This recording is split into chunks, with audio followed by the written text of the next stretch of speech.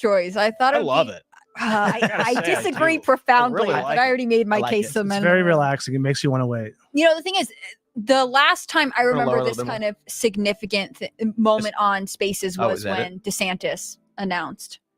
And, you know, if you guys remember, that Spaces didn't go smoothly. It crashed 3 or 4 times. I think they had to relaunch it at one point. And so it does make me a little bit nervous. Not that I'm rooting against you, Elon, obviously. Good luck with everything. I'm just kind of a boomer and sort of technophobic. So the fact that this is going to be so massive, and I don't know if the infrastructure is there. You know, if it crashes, you're going to see all these left-wing media headlines that are like, everything they do fails. It's going to be so overdramatic. We're already having people say they're unable to access it.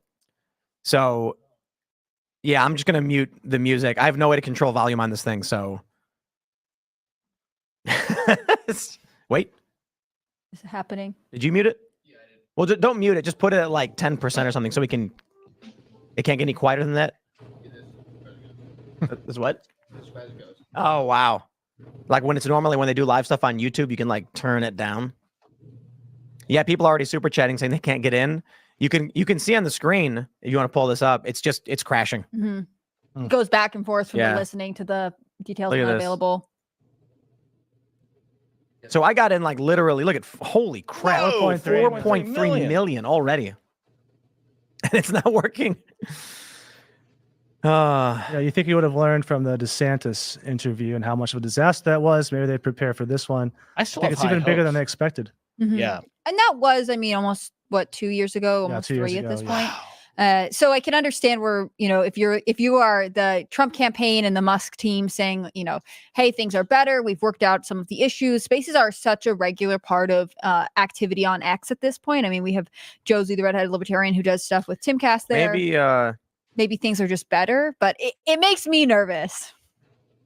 Well, Elon invited him to do this interview. Yeah. Right? Then I would think that he would have it, you know, set. Yeah, Elon's in the space, it looks like, but it is not going.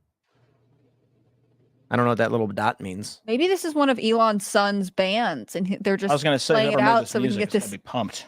I feel like it's the same 30 seconds on loop. No, there's some percussion that comes in. Oh, okay. I'm so glad we have a music consultant here. Do you use X's for any of your work? Or Yes, we X do. Spaces? Yeah, actually, we had a grassroots think tank a couple weeks ago with talking about the GOP platform, and we had input from the grassroots. There's over 5,000 viewers. Roger Stone joined the space and everything. He's cool. A lot of people are saying they couldn't get in, and well, that's good. So we're going to be. I'll just mute it for a second. I mean, we're planning on doing light commentary on this, and you know, based on what they talk about. But I suppose that works out for a lot of people who are actually unable to access it, and you want to hear it. So, you know, we can re-amplify that. But it's late. X is waiting music, not Trump's. Oh, really? Oh, well. But it says that explains it. Trump. No, I don't think so. It says Trump speaking. Yeah. Yeah. I just like at his rallies when he comes out to, you know, proud to be an American, or like some of these other songs. Like Trump does have sort of a musical genre that I now associate with him. I don't know if that's been any of y'all's experience. And always get what you want. Get a patriotic theme. We do have this commercial that Trump posted. So while we're waiting, we can talk about the return. He's back. Trump has returned. The Washington Post says the revival of the former president's account on X offers him a bigger audience and also provides a boost for Elon Musk's platform. Now, the funny thing is, I don't know who said it. It might have been one of the Krasensteins. I don't know. They said that, no, who was it? Kyle Kalinske, maybe? Saying that incoming Truth Social lawsuit against Trump. I don't know any Trump supporter who owns DJT stock is going to sue because he went on X. Like, maybe an institutional investor, but I doubt it. Like, what would the law just... You're supposed to only use this one platform. Fiduciary duty. Yeah. Yeah. He's supposedly, he's the owner. And by going on X, he's basically abandoning a company which people invested in. And so the stock, I mean, I'm wondering, I'll check DJT. Is there like a time limit on it, though, maybe? Like for this amount of years, I won't use Twitter? That's what it was supposed to be, I think. Yeah. I think it's going to be tough, too, because they have to prove damages. So by Trump going on to X, can they prove that actually damaged Truth Social? Right. It feels a little thin to me, to be honest. DJT is down 5% today. I don't know if that Yeah. even means anything or matters. Yeah, I don't know. It's nothing not enough about huge, the but it's stock. not insignificant. Rumble saw a big jump. What did Rumble do? I don't know. Oh, and BuzzFeed jumped a lot. Shout out to Huh. Vivek. I'm sure that was all you. Yeah, did they like announce a partnership? He just bought more socks, and somebody's like, "Hey, there we go." That's it, man. With the thing is, by using a Spaces, and you're an actual lawyer, so tell me if I'm wrong here, but using Spaces, especially when you're invited on by Elon Musk, feels different than just going back to posting regularly on X. I mean, as far as I know, Truth Social doesn't offer this type of, Yeah, there's a live difference stream between feature. using your account on X versus like you've been invited for an X space. It's gone. It's not working. I have a feeling they're going to relaunch, and it's going to be just like with Ron DeSantis. You got 110,000 people trying to get in. Its numbers going down. The space is not working, and nobody can get. I'm seeing libs of TikTok can't get in. Laura Loomer saying she can't get in. Wow. Shane Cashman says having trouble logging in. How long until Trump's like, it's such an exclusive event, people I can't get in? can't imagine they didn't have a contingency. Glenn Beck is saying it crashed. Spaces are down. How many views does it have at this point? They broke it. They broke Twitter. They have broken. They broke X. Maybe this is good because that way he can be like, okay, join me now on Truth Social. Yeah, well, unfortunately, Oh. unlike Trump rallies, you can't say like people are watching from outside. Mhm. They can't get in, but they're still watching. Yeah. It looks like it hit like 123,000 people. Another number of people who are in it are leaving. I wouldn't be surprised if they relaunch like what they did with DeSantis.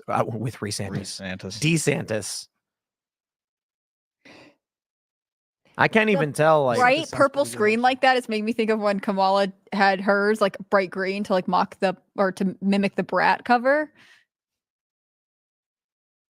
all right. Well, We should watch his. I wish ad, they though. didn't have the music playing. To be completely honest. Oh, you and me both, my friend. Hmm. But I think probably because I just don't like it, and you guys are. All right. Well, let's. I'll keep an eye on if it. Well, just because with the music playing, it's fine. Okay. Look, Elon Musk just popped in. Well. Is there still no sound? You turn the sound. He's muted. Seems right like he's muted himself. Yeah.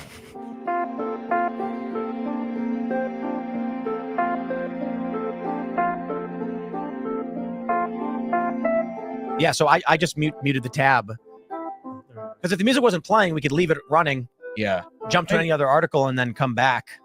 So they're late. They're very late, and There's a way to mute just the music. Oh, look at that.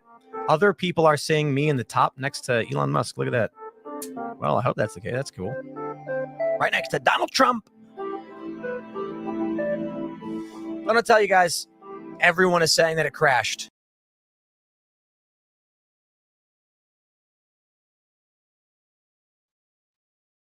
Hello. Renick.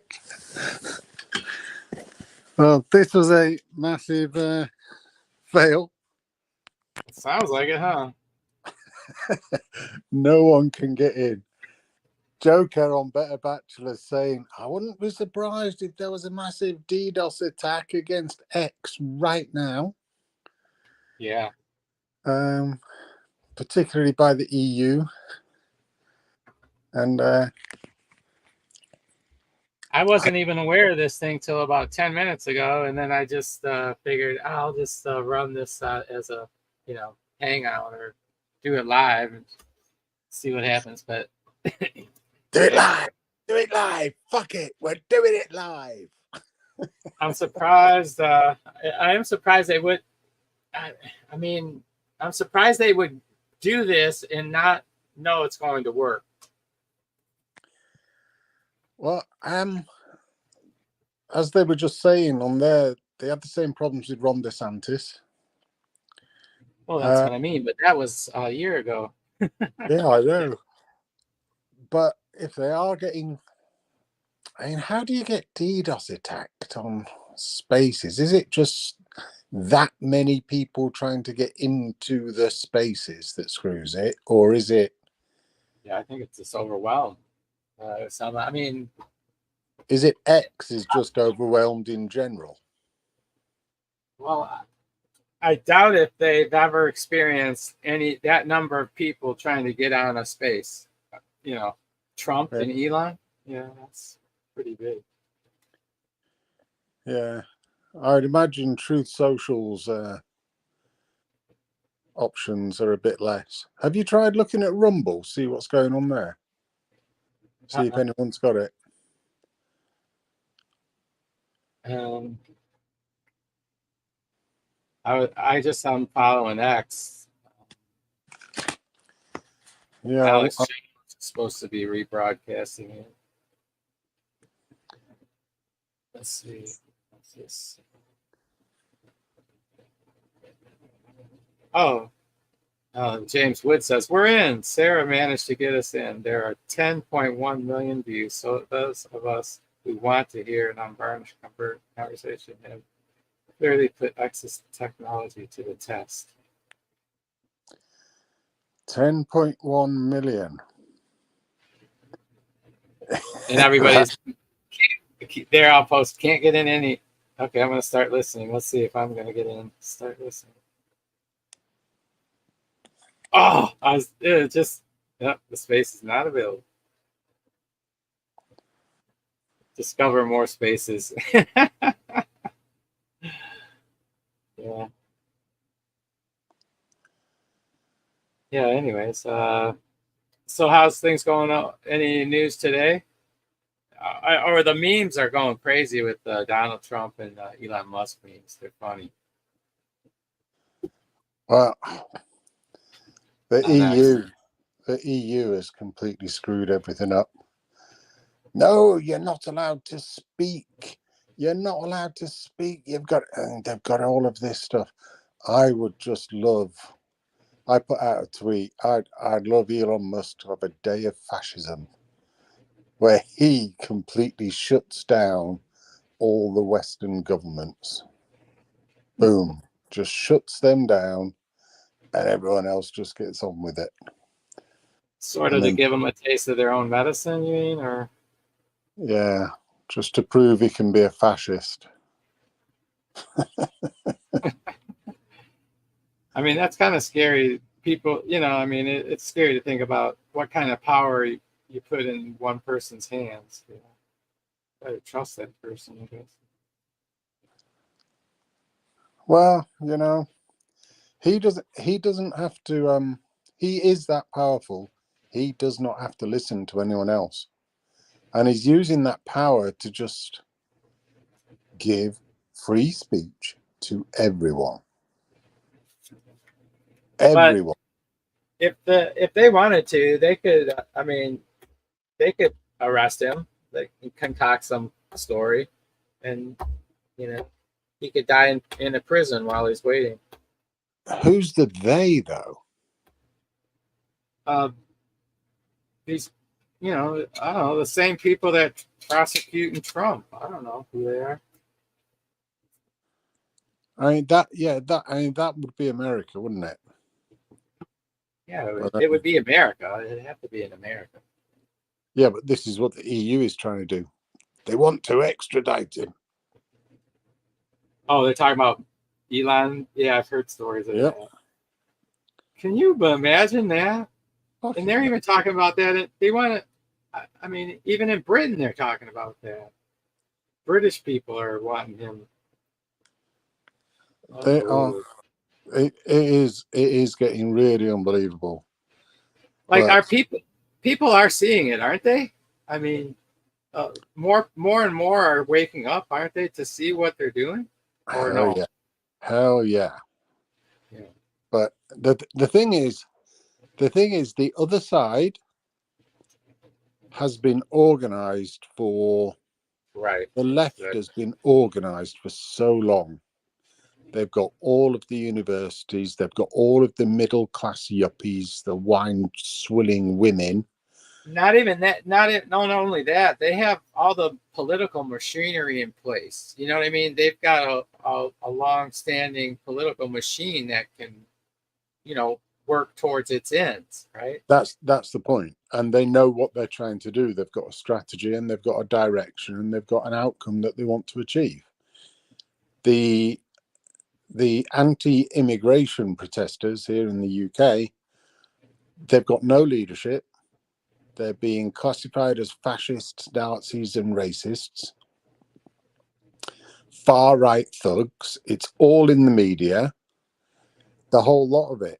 And I mean, this is so obvious to me that this is a worldwide plan to destroy all the Western countries.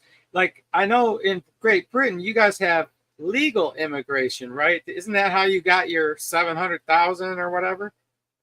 yeah, That's they keep making that's through legal immigration. That, in other words, they brought all these refugees in legally, but a shit ton of them, right? Yep. So now, see, that wouldn't fly. That won't fly in America. We would never pass. Like, our Congress would be thrown out on their ass if they ever tried to pass legal immigration, like in the numbers that they wanted in our country. You know, we're a bigger country. They wanted more people than you guys can hold, right? And so all they did here was open up the fucking border and say, come on in. Which makes it legal immigration, yes. And it's just like, oh, I mean, it's default or de facto, right? Yes. It's de facto. Their immigration plan was open the door and let them come in. Well, the thing is, Keir Starmer is no different from the Tories. We said this. He's the worst. You're going to kick out the Tories, and you're going to bring in exactly the same. The Tories were the ones that let 700,000 a year in. When they promised to take it down, they promised to take it down. I almost vomit when I see Boris Johnson out there chastising that fucking Keir. Exactly. You know, two-tier Keir. Neither of them can be trusted. I mean, why doesn't somebody tar and feather that guy and pin him on, nail him to the, nail his suit to the board, so people can look at him as a fool he is. That guy's such a clown. And this is the point. We've got to work out a way of putting this across while being able to counter all argument of racism, fascism, right, Nazism, and whatever, because it's just not true. People need to just realize, and don't even take that as any, like, to be called that. They should just brush, like, why is anybody on the right worried about being called a racist by these clowns, these idiots? I don't know how the media got all that power. But it's not just the media, it's the government. The government. This is our prime minister that actually said this.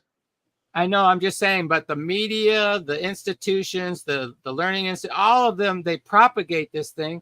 And basically nobody ever will open their mouth about any trans issues or immigration issues or whatever, because they know they'll face either ridicule or legal, they'll be arrested for hate crime. They are basically crying out for 1984. They're crying out for an Orwellian communist society. That's what they desperately want. I saw that. They have to want that. It's fucking shocking. It really is. There's people. Did you see my video showing just by wearing the Union flag, flying our flag, you are automatically a racist, Nazi, fascist? I know. I think you should show that picture of Keir Starmer with those wrapped in the flag on either side, and call the guy for the white, the far right Nazi that he is. Exactly. That's what I did on my stream. It's exactly what I did yesterday. Exactly what I did. 2 flags on both sides of him. I called him a Nazi, racist, fascist piece of scum. Well, I mean, I just had the thought. I mean, I don't know if you followed me. I'm sure you followed me on and off over the last 10 years. But this is why I always, people think I overreact and everything about, people muting me and things like that. No, this is where this fucking goddamn shit leads. Yep. Yeah, exactly. So take that fucking bro, Joe. Smoke that on your 420, you fucking bastard. Anytime you fucking muted me when you shouldn't have. This is, you fucking are an example to these fuckers. See what I mean? This is bullshit. This is why you always hold to your principles. Always. That's Go the ahead. point. Sorry. That's the point. You will know that I have defended you on that score. I've even defended Jill on that score. I know you have. I have a lot of respect for you, Heretic. And I'm a kissing ass. I'm just saying these are the men we need that have fucking principles. Well, Brojo has his favorites. One of them particularly being Simos. I like Brojo. Don't get me wrong. I'm just picking on him. But he's for weak. fuck's sake. He's weak. He lets other people, he lets his favorites rule his show. And he will jump on their bandwagon. He will ridicule you. And as soon as you say anything back, that's it. You're backstage. You're muted. Blah, blah, blah. When you're the one that's been done hard by. That's my opinion. That's how I felt. Yeah, I've seen and it. And you get, just because it's 9 against 1, they all laugh and have a great time. Yeah, of which Brojo is one of the 9. Right. And that's the one thing that does annoy me. Really does. But you will notice that most of the people in his streams don't have anything interesting to say. They don't come with anything interesting. They don't introduce most of them can't topic. defend anything. They have nothing. Yep. Right? Yeah, they have actually nothing to say. They can't defend anything they say. As soon as it comes down to art, then they go to all those tactics that you just talked about. Yeah. And, Yeah, they don't. Especially if it's anything like a serious conversation. They don't bring anything. I mean, they certainly won't introduce a topic and give a position on it because they don't want anyone arguing against them. What they want is somebody else to produce a topic and stuff, and then they just want to snipe. They demand that the Christians on there be fucking non-contradictory in every possible way, shape, and form in their discussions, but they won't ever subject their own views to whatever inherent contradictions they ignore or whatever. They think they see all these contradictions that they won't even open up their own views to the same kind of scrutiny. It's like pathetic. Yeah. They won't listen to you to answer a question. They never do that. I always do that. When I'm in a debate with somebody, believe me, I'm listening to every word and I'm responding to every argument. I know when an argument hits my view, like, you know what I mean? When you're arguing and someone brings up a point that, that's a good point. I'm just saying, there's not that kind of back and forth, honest debate. It's fucked up. Yeah, is Jill going to come in then? I haven't heard a little click, but maybe I missed him. Hold on, is he out there? No, he's out there. Oh, okay. Come on in if you want. Yeah. I wasn't watching the comments. I can't believe we haven't been able to get hold of that. Spaces from anywhere. Nobody is able to restream it. Nobody's got it. Have you been trying to? Sounds like it's just died. And it's not actually happening. Well, I would imagine that they were expecting some kind of thing like this, and that maybe they're working on it. So, can you imagine what Trump will be saying to Elon Musk right now while they're waiting to try and get it working? Well, he will be giving him shit about X. He will really. Hold on. Oh, Elon posted. Well, wait. That was 23 hours ago. Never mind. Yeah, that was he was posting about his spaces today.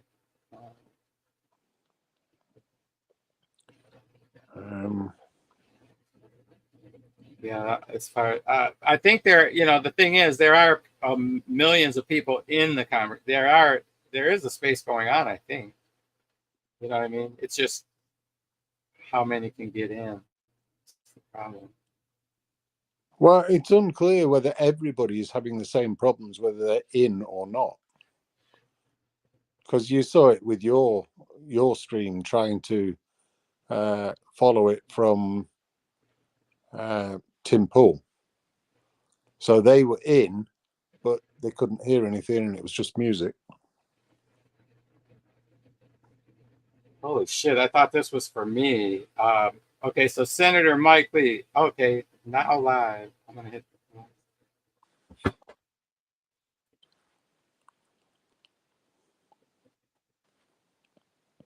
Why is Owen Schroyer on here?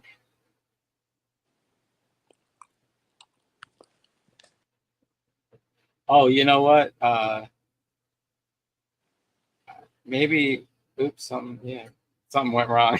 Yeah, right. Anyway, Mike Lee. He's a senator, right? Senator Mike Lee from Utah. Mhm.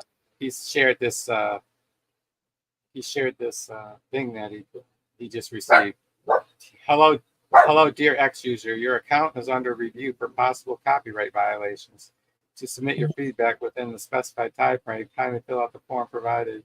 If you do not respond within 24 hours, your account will be deactivated. Blah, blah, blah. Wishing you a wonderful day, X support team. He says, no explanation, no details.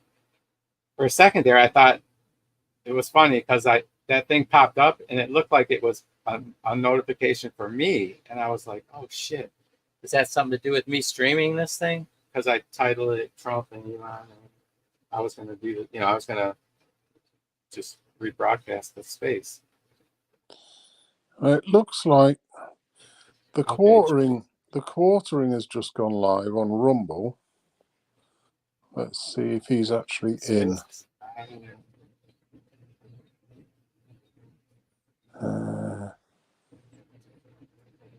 The quartering.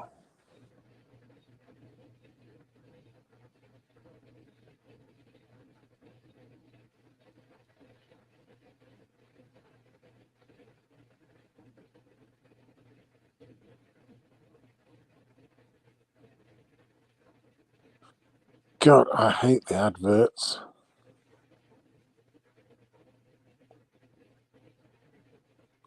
Ten seconds of adverts to get through to see whether there's anything going on or not.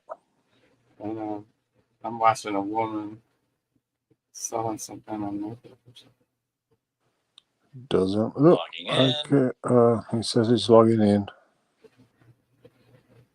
Yeah, it would be amazing if this would be the biggest day of my life if he's not going to get in.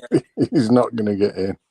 So let's see. So he's not in either. I'm going to see if he's trying to get in, but it ain't going to happen. So that guy that you were just saying, he got. Okay, so here's Elon Musk. Sorry, Elon Musk. We tested the system with 8 million concurrent listeners earlier today. And before that, he said there appears to be a massive DDoS attack on X. You mentioned that, right? Working on shutting it down. Worst case. Yeah, we will proceed with a smaller number of live listeners and post the conversation. Okay, yeah, that's what I figured. Worst case. Yeah, I'm going to read you something from somebody called Caitlin E. Ritas on X. Trump being allowed on Twitter.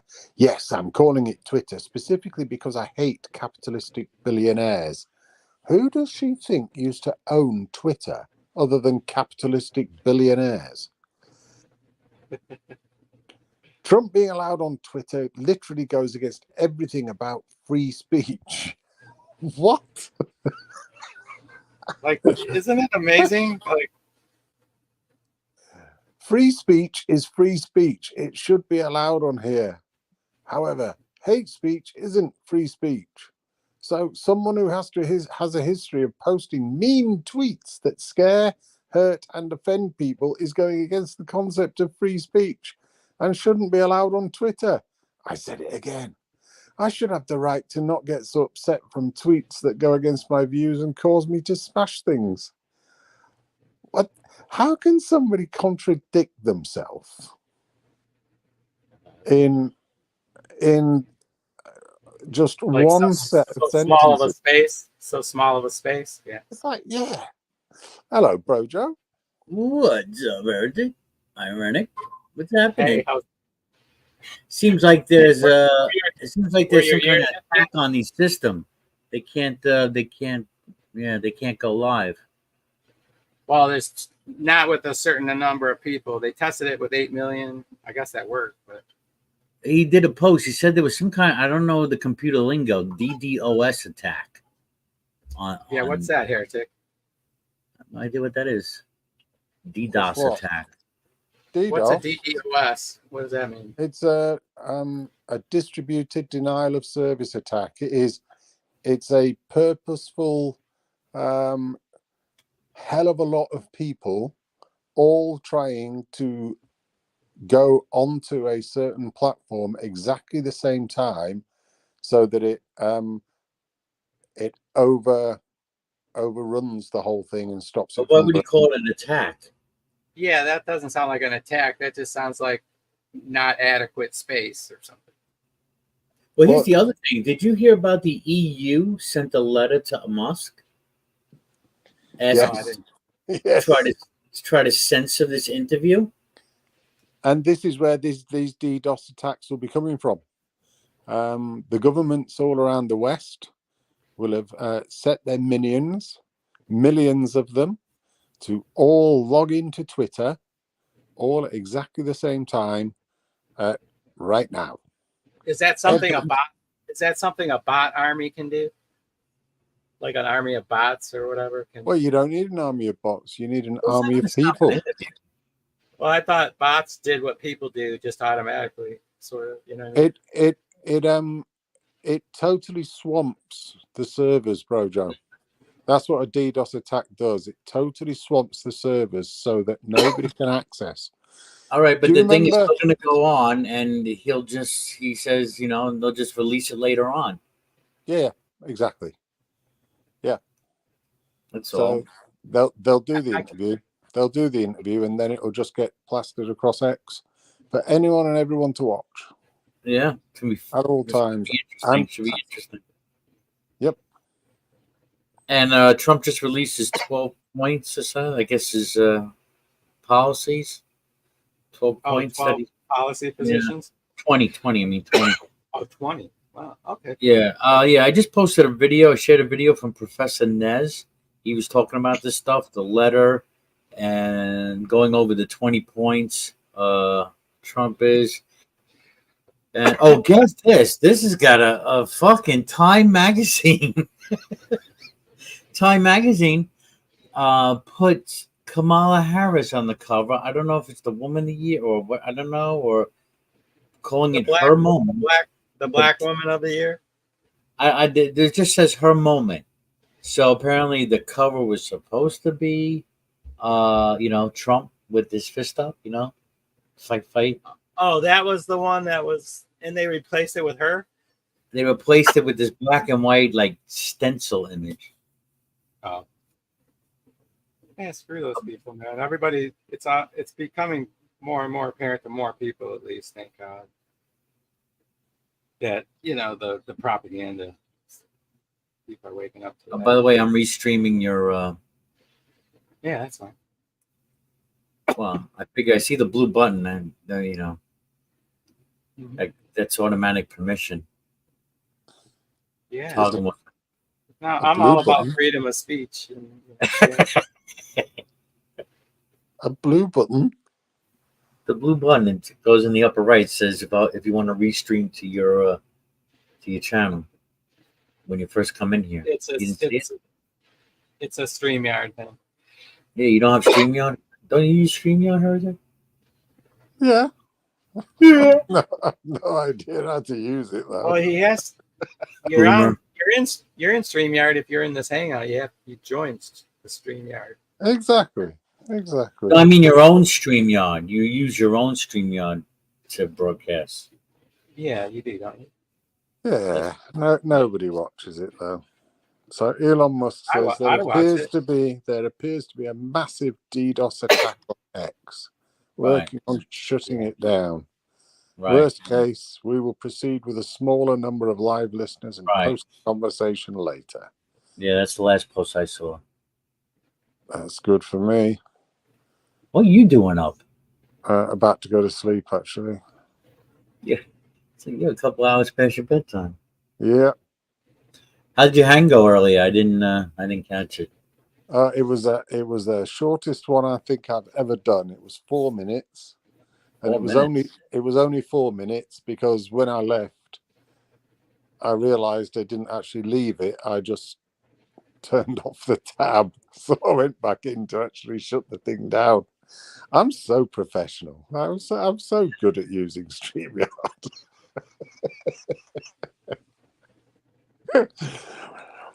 So yeah, it's only 4 minutes long, if that.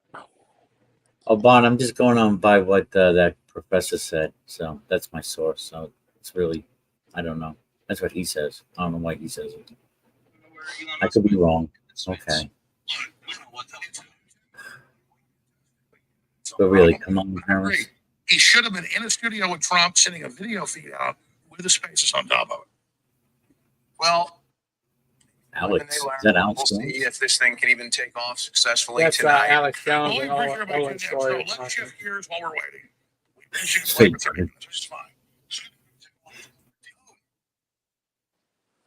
I'm just trying to find somebody that has. I figured somebody has the feed and rebroadcasting it. Somehow. That's what I was trying to find. I don't think anyone's able to get in because there are just too many people trying to get in. No, I think there's about 10 million people actually on the call. It's just Yeah, other people. but you can't saw join. you saw exactly what happened when you tried to restream the Tim Pool stuff. Yeah. I mean, nobody that was actually in there could actually watch it. Same Oh, thing. by the way, Same thing with the quartering. okay, Rojo made me think of this, but I don't know why. But I was wondering with what's going on over there. Where I don't know how close you are to any action, but would you be willing to go to one of these places and from the edges, do some video reporting?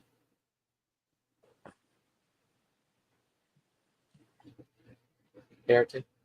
Oh, you're talking to me? Yeah. Oh, that is illegal now. Oh, it's illegal to go down there and video like a protest? Haven't you heard that? This is what they are doing. This is how fascist this is. You mean I didn't hear that. I heard about the okay. tweets. I heard about hateful tweets, whatever, but I didn't know it was illegal to video live stream An like 18-year-old something going on. A young 18-year-old lad has been held in remand for merely being at one of these protests. The police even said this person didn't do anything. They were just there. He was just there. So they just this is now their law. This is now their lawfare. Anybody that is there, whether they do anything or not, they are automatically guilty. What's the purported offense? I mean, there must be something they're at least accused of. Exactly. There isn't one. They're making it up. I would like to start I'd like to start up a crowdfund thing, not only to get him a good lawyer, but also for going to the ECHR, the European Court of Human Rights, because this is absolute fascism that is completely against human rights. This is putting political opponents in jail, and he's not even a political opponent. He's just an 18-year-old kid that happened to be watching a protest. It was probably one of the first protests ever in his town, and he went along and watched it. He did nothing. He did not contribute. He did not goad people. He did not incite anyone. He just watched what was going on. That's okay. You know what they just created? They just created probably a great freedom fighter, the next great freedom fighter. Say that again, bro. Joe missed it. I said they'd probably just created the next freedom fighter. Yes, exactly. Yep. Exactly. And I think that's what they're creating out of a lot of people. But we are, it is very clear, we are a split as America. Except the thing is, the people who are against the left and against this fascist government are not organized. They have And you want to know why we want to keep our guns? yeah. Oh man. They have no leader. They have no leader. They've got no direction. They've got no tactics. They've got no way of communicating with each other. Nothing at all. They can't. They just don't have any of the infrastructure that is required whatsoever. So it's going to take a long time. The only thing that they've got is a bunch of individuals coming together and possibly causing trouble. Hey, Brojo, the other day, so Viva Fry, you know who he is, bro. Do you know who Viva Fry is, Heretic? Yeah. He knows Beaver and Bombs. Okay. All right, so Viva had Tommy Robinson on 2 days ago, I think, for like over 2 hours, and he just let Tommy go on, and Tommy went back at like basically the history. He's like, hey, you need this if you're gonna understand what's going on today, you got to understand everything that's led up to this. And he went after case after case in town after town, abuse over abuse from these immigrants with the police, the two-tier policing. You know, like anytime the police show up against the English, it's like with horses and batons and fucking they're there to kick some ass. Anytime something happens with the Muslim population, it's down on their knees, sucking their dicks, whatever they can do to appease them. Right? And anyways, if you listen to that, I love this guy. He's just a good guy who saw all this way back when and wasn't going to stand for it and couldn't stand for it. How could he let these little girls, how could the English let this happen to their little girls with all the grooming gangs and all that? You know? Anyways, and then just the total abuse of him personally by the law and just twisting it and abusing it. And like they brought up this ID or what is it? The English Defense League, EDL. It's been disbanded for 14 years. And I was curious why. Remember, this came up the other day when we were talking about it. How they're bringing up charges under the Terrorist Act. Why are they holding them under that? And it seemed, and all you saw in the news lately was EDL. And the only thing I can think of is they're going to call that's going to be called a terrorist organization, even though nobody's running it. It's been disbanded and defunct, right? But everybody knows he's the head of it. And I think that's all part of this manipulation that they're going to do. It's just part of the legal lawfare against them. That's like just continuing. I just wondered what your own personal opinion of Tommy Robinson was. Tommy Robinson has too much of a background in racism and the EDL for him to be any kind of leader. He's trying his best. He's trying his best to be that, but now, what do you base those racist comments on? Him being a racist. Having infiltrated the EDL back when it was on their whole forums, and the amount of racism on there was just unbelievable. Well, I can imagine the forums. Yeah, it was just unbelievable. And it was Tommy Robinson that was setting all those up and organizing all those groups, and this stuff was coming from the leaders of those forums as well as everybody else. I lasted 2 hours before I was kicked out. Oh, were you kind of not believe it? Were you commenting on things like controverting them or whatever? Well, I was commenting on their stuff as to why they were so right. I mean, what's going on? I mean, if Tommy Robinson says you're not racist, why are you being so fucking racist? It's like it was just every single sentence. It was horrific. He So- doesn't seem like a racist. Well, maybe he has changed, but he has just got too much history. I He mean, I is, can or he see was. where I don't even think he's trying to be any kind of leader. Right now, he's just, I mean, he just calls himself a journalist, and now he's just doing journalism. Well, So he arranged a whole protest in London, which was actually now he did, yeah. it was exceptionally clean. It was very peaceful. And that's what he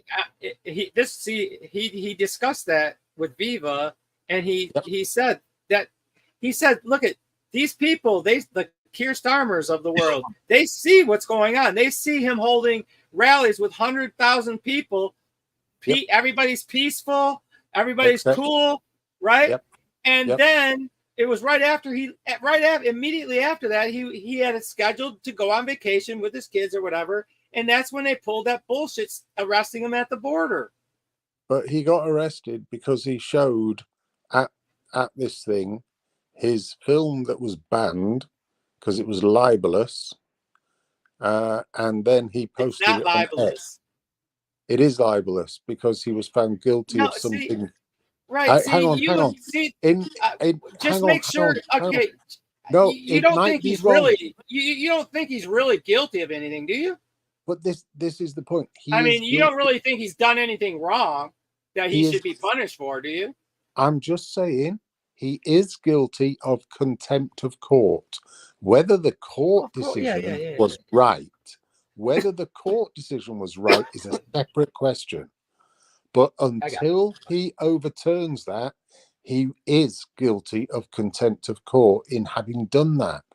And you can't get away from that. Now, Tommy Robinson, if you listen to him, he is coming across very, very well. He is not being racist. He is being very clear. I think he might have been taking some lessons off Andrew Tate or something, although I don't think that they like each other.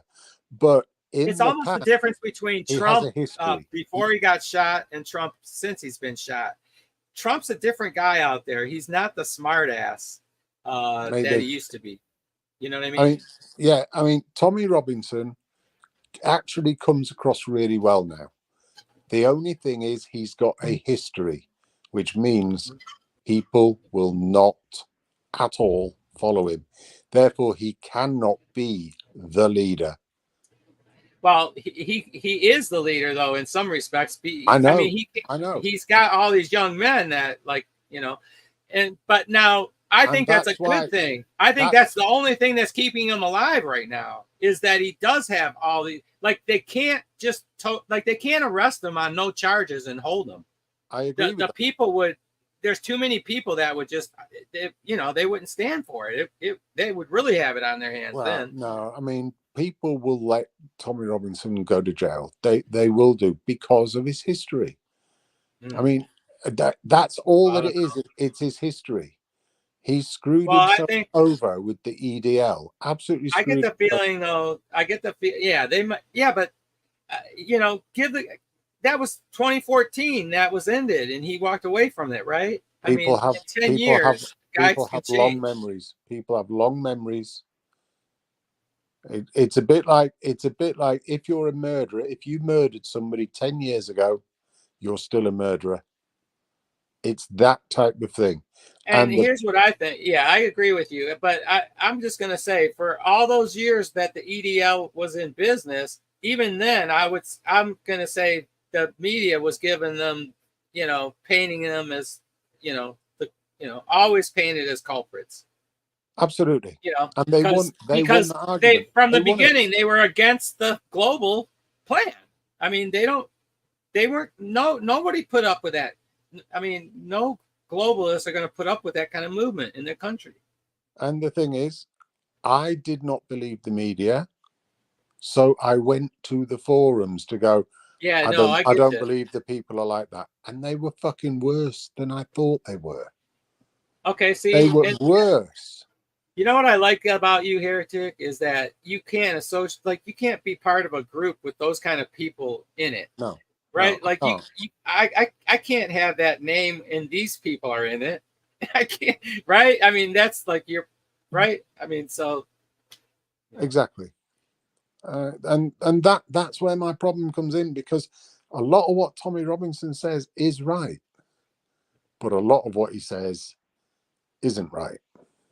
I mean, I don't know anything about the EDL, you know, except headlines of the past or whatever. You know, That's the and point. I knew what their purpose was. That's why I tried to infiltrate them and tried to find out the truth.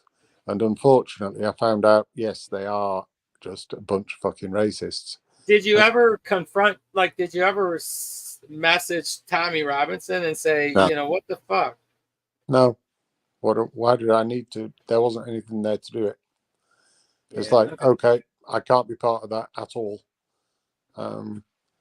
I was questioning the media, and it turns out that they were actually saying the truth. okay, so you got your answer, and you just left it. Everyone, Absolutely. you know, I mean, people Yeah. can do their own thing. Exactly. You got your answer. And, Exactly. They can be like that. I just can't be part of them if they are. That was my only thing. I don't even know if they, as a whole or on a whole, did they do any good? The EDL movement from the, you know, they represented the very people who are currently out protesting. The problem is they've got no leadership. They've got no strategic leadership with a good outcome. Have you ever seen any of the Gandhi movies that are sort of autobiographical? There was a brilliant one with who was that? Who's that bloody actor? Ben. I think I know who you're talking about. He wears Ben. glasses. Yeah. Yes, Ben. that one where he had all of them lined up in one line, one at a time, and they walked up one at a time, hands behind their backs, to the British police, and every one of them got whacked round the head with a baton. And they did not react. They just walked up. The next person walked up, got whacked. Next person walked up, got whacked. That's what they need to do. That is what they need to do. With the police, all in a long line, hands behind their backs, and just either get arrested or get hit by a baton. See, this is by what just this standing is in front of them. I don't know how things are in England with the police. I imagine I think we have a little different relationship with our police here. But this is what I don't, you know, this back the blue, or these policies, like, you know, defund the police on the one hand, or Trump back the blue. It's like, I'm not for, you know, I'm for following every person, every cop following the Constitution. You know, there's too many cops, and we've all experienced it.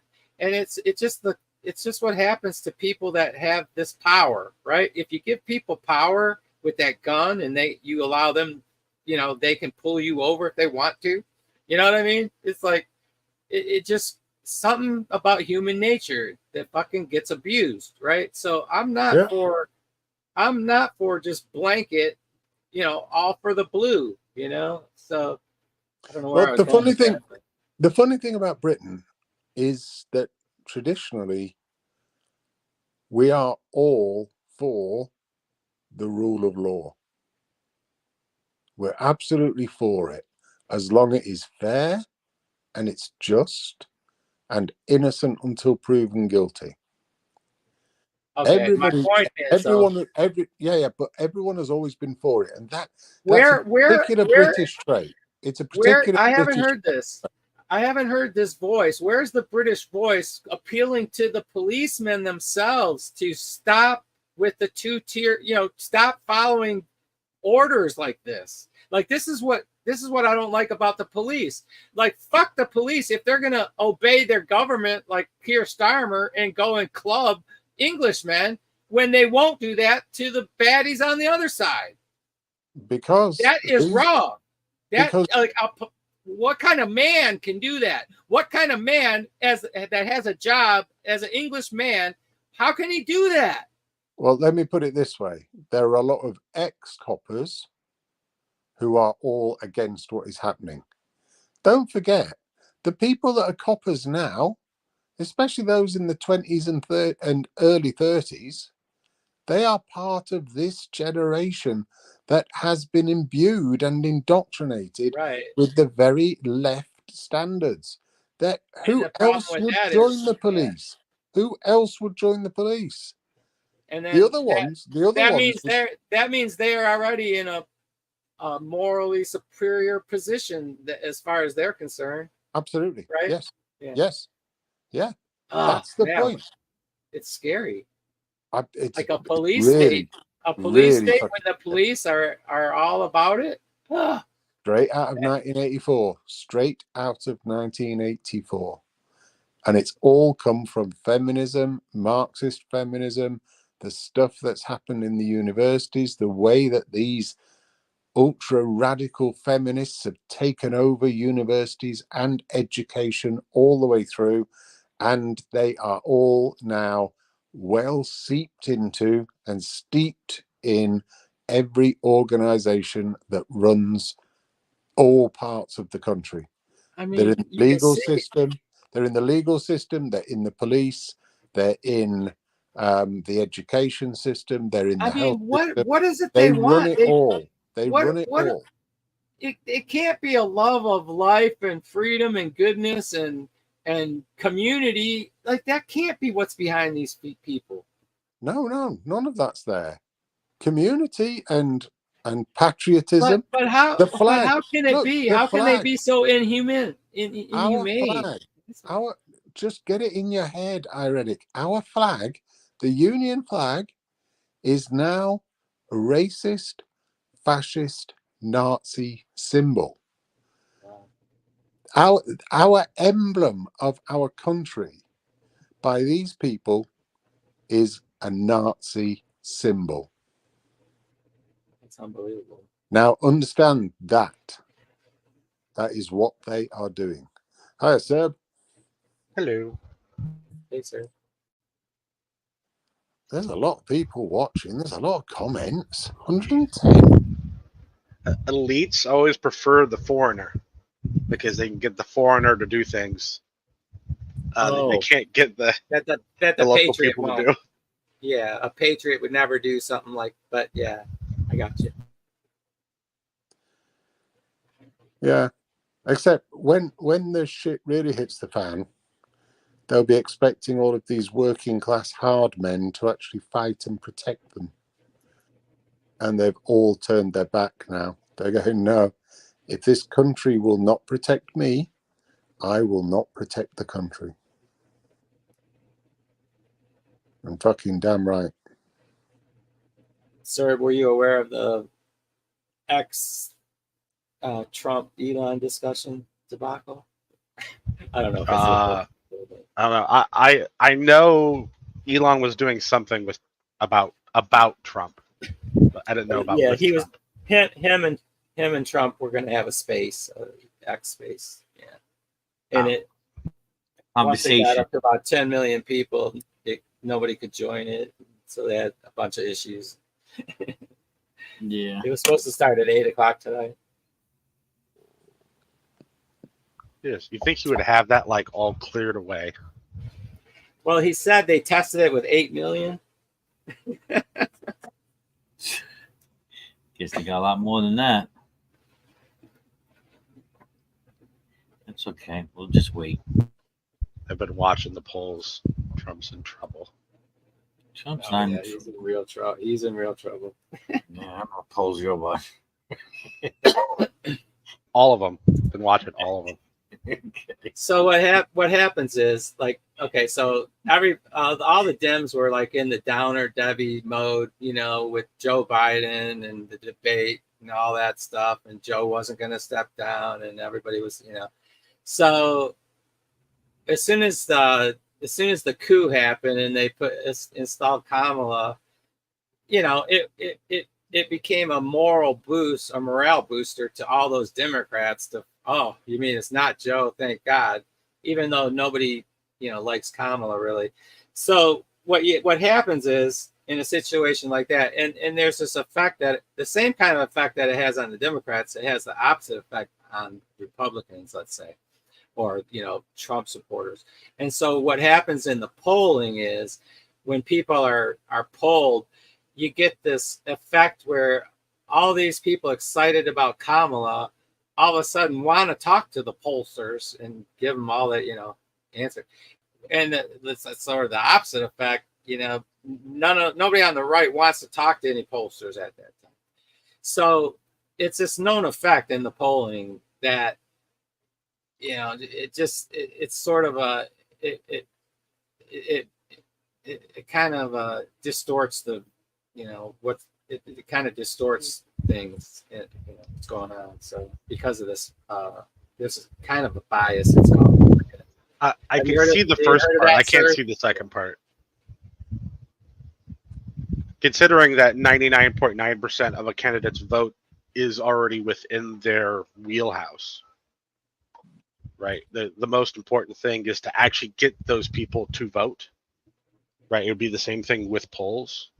I don't think having a jump from Joe Biden to Kamala Harris would make conservatives less likely to say they're going to vote for Trump. I don't see that. No. Well, all I'm saying is the shift from Biden to Kamala brings a added joyfulness or some kind of life to the they're more motivated because they were unmotivated before. Right. 160 million will vote for Kamala Harris. And that so when things like and it happened, the same thing happened same thing happened with Trump when he got shot, and right after that the convention seemed to be a positive. Anyway, Trump got that same kind of bump in polling that is not. The point is that they don't really reflect the true just doesn't reflect the true mindset of the people, of all the people, at any of these times, I guess. But anyways, I trust Richard Barris. You should follow him. He's like been the most accurate pollster for the last 10 years. Especially following the MAGA stuff. So, and Trump isn't in any trouble in the battleground states. I didn't actually know Richard Barris was a pollster. I thought he was just a talking head. No, he's an actual pollster. The People's Funded.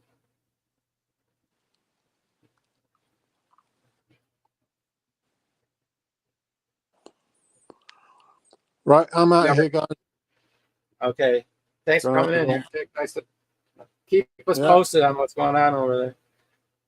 I'm sure you'll probably hear better than I will because it's all being hidden from us now. Not allowed to know.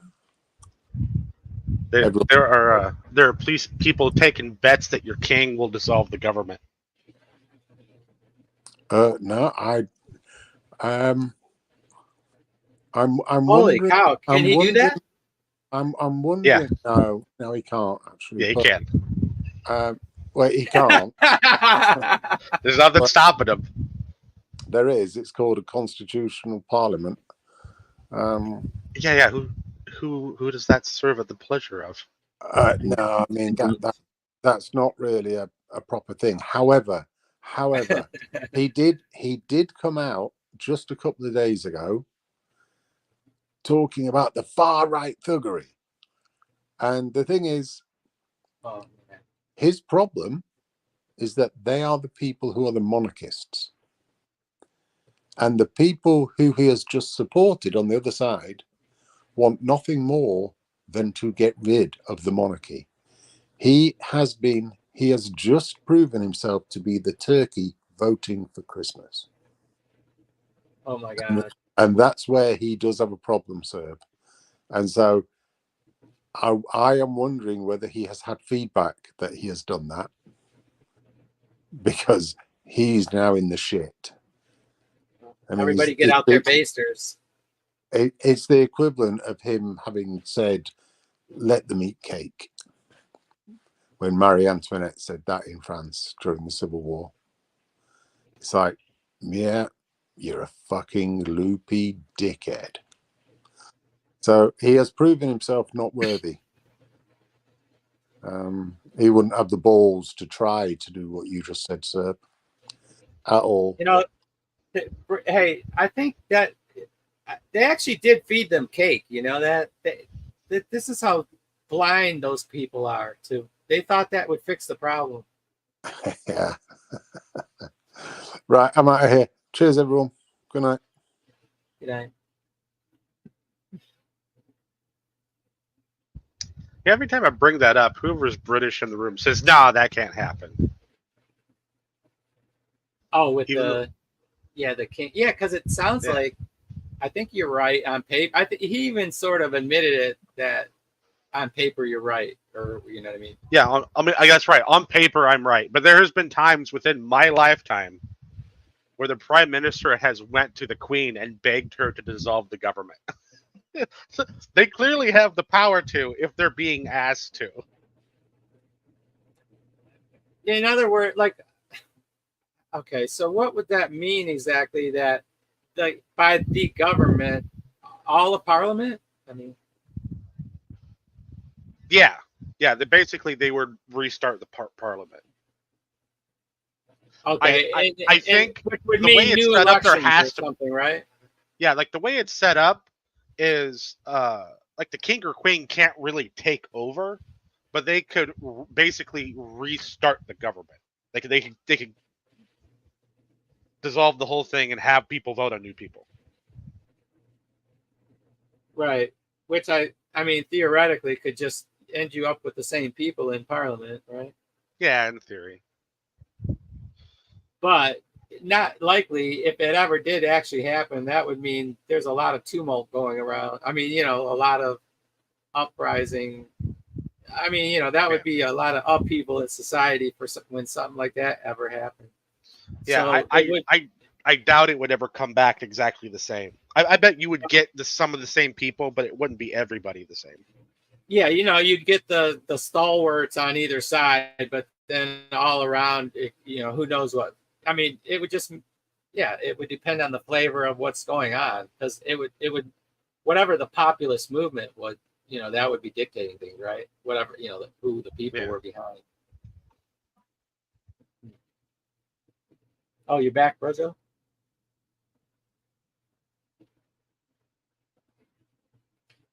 Brojo, I got a question for you. You're muted if you didn't know.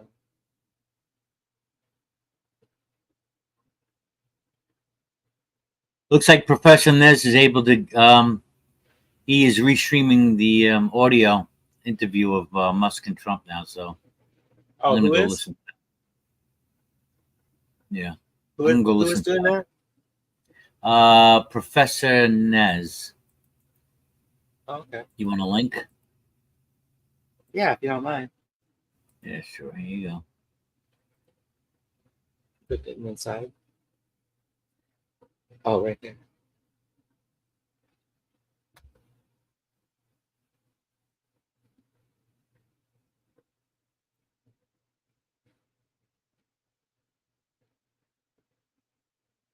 So he's on X. Oh, that's a YouTube channel. I see. I don't know why I can't.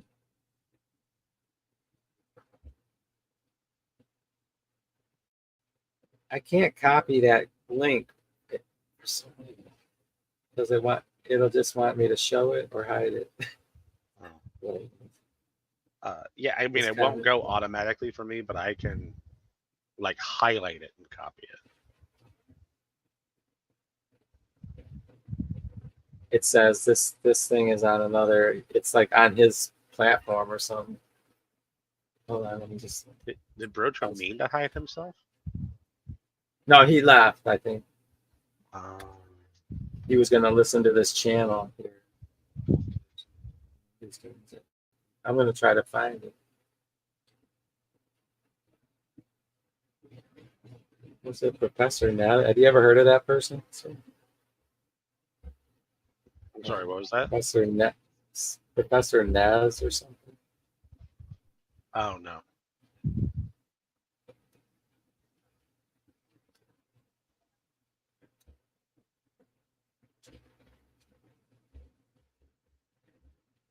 Yeah, when I don't know, whenever I noticed that space was starting, it was like I just happened to about 10 to 8, I noticed that they were going to have this thing, and then I just was going to do a hangout and share it. I really wish Maybe. people would say what they mean by borders are when they say it. Seems really dishonest to me to call it borders are. Okay, you hold on a second.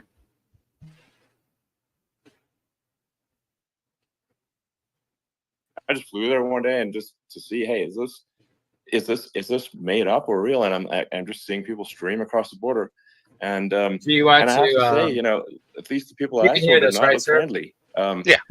These are people can look at my We can video just and listen say, for a hey, minute.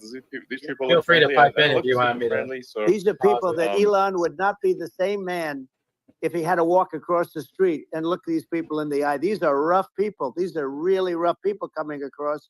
And I know rough people. And these are people that we don't want in our country. And, the caravans are coming in and they're putting, and who's doing this are the heads of the countries. And you would be doing it, and so would I. And everyone would say, oh, what a terrible thing to say. The fact is, it's brilliant for them because they're taking all of their bad people, really bad people. And I hate to say this, the reason the numbers are much bigger than you would think is they're also taking their non-productive people. Now, these aren't people that will kill you. We have enough of them. But these are people that are non-productive. They are just not productive. I mean, for whatever reason, they're not workers or they don't want to work or whatever. And these countries are getting rid of non-productive people in the caravans in many cases. And they're also getting rid of their murderers and their drug dealers and the people that are really brutal people. And they're coming into our country at levels that have never been seen before. And I saw an ad just before I got on the air. I'm walking over here, and I saw an ad by Kamala saying how she is going to provide border security. Where has she been for 3.5 years? For 3.5 years, we have 20 million people poured in. It's a terrible. Yeah, I think frankly, I think this is a fundamental existential issue for the United States. And if we have another 4 more years of open borders, and it's going to be even worse with another 4 more years, it's going to be even worse than it's been for the past 3.5 years. I'm not sure we've got a country. You don't have a country left. Elon, if they get in, you will have 50 to 60 million people from all over the world, not South America only. We think of South America, we think of Honduras and El Salvador, Guatemala, and Mexico, the 4. But it's not that. It's everywhere. They're coming in from everywhere. And I had to stay in Mexico. Yeah, I think this is a super important point. Like people, it's like basically when I went down there, I was like, well, where are people from? It's like almost no one was from Mexico. No, Mexico less. It's just the border. It's just the border with Mexico, but the people coming in, it's Earth, the rest of Earth, and America is only about 4 or 5% of the population of Earth. It would only take a few percent of the rest of Earth to overwhelm everything. We're already overwhelmed, Elon. We're overwhelmed. You had to see the news tonight about New York, and I love that place. And what they're doing to it is horrible. What they're doing to it, and all the courts do is they try and focus on Trump. Okay, then let's focus on Trump, who did nothing wrong. I complain about a rigged election. Elon, what's happened is unbelievable. You have from Africa. From the Congo, they're coming from the Congo, and 22 people came in from the Congo recently, and they're murderers, and they're dropped. They drop them. They take them out of jails, which is very expensive, to maintain the jails. Although they don't do too much maintaining, I can tell you. But they take them out of jails, prisons. They take them out and they bring them to the United States, They deposit them in the United States and say, don't ever come back or you're going to be executed. And they don't want to come back, but they won't come back. Sure. But they're coming from Africa. They're coming from Asia. They're coming from the Middle East. They're coming from South America. Well, just they're Earth, coming from rest of Earth, everywhere. basically. And there are a lot of Yeah, really everywhere on bad Earth. ones. It's just an everywhere on Earth thing, and it's just not possible for the United States to absorb, everyone from Earth, or even a few percent of the rest of Earth. It's just not possible. So, Well, Elon, we're going to have to finish this up. We're going to have the largest deportation in history of this country, and we have no choice. Otherwise, we're going to have a country. What they've done to our country. Think of it, with in Venezuela and in some of these other countries, crime is down 50, 60, 70, 80%. And you would be the same. You would have. Yeah. I'll tell you what. Venezuela has not gotten rid of all of them. They've gotten rid of about 70% of their really bad people. Their jails are about 50% put into the United States. The same with other countries. Sure. Some are 30%, some are at 50%. They're all different. But the bottom line is they're all going to be at 100%. Why wouldn't you put 100% of it? And they're doing it right now while this third-rate phony candidate. Don't forget, I beat Biden. He failed in the debate miserably. And, some people said, oh, gee, it's too bad. It's too bad he did so badly, or I did well in the debate. The first night they said, wow. One of the people at CNN said that was the greatest debate performance I've ever witnessed. And then 2 days later, they didn't talk about that. They just said he was bad. But that's okay. That's the way I get treated, and I don't mind that at all. What I can tell you is this. We cannot have a Democrat. We cannot have her. She's incompetent. She's as bad as Biden in a different. Look, she hasn't done an interview since this whole scam started. And say what you want. This was a coup. This was a coup of a president of the United States. He didn't want to leave, and they said, we can do it the nice way, or we can do it the hard way. Yeah, they just took him out back behind the shed and basically shot him. What they did with this guy, and I'm no fan of his, and he was a horrible president, the worst president in history. And one of the reasons he was so bad, first of all, the Israeli attack would have never happened. Russia would never have attacked Ukraine, and we'd have no inflation. And we wouldn't have had the Afghanistan mess, if you think of it. Well, and we wouldn't have had Afghanistan. But we think of it. You take a few of those events away, and we have a different world. We would also have inflation was caused by oil. Yeah. No. I think you make an excellent point here, which is that when other countries can, that are thinking about invading or doing bad things, when they're thinking about that, they're thinking about, okay, what's the American president going to do, and do they fear the American president, or is it someone they do not respect and do not fear? And I think they would rightfully be. I mean, look at the footage of the assassination. They're like, okay,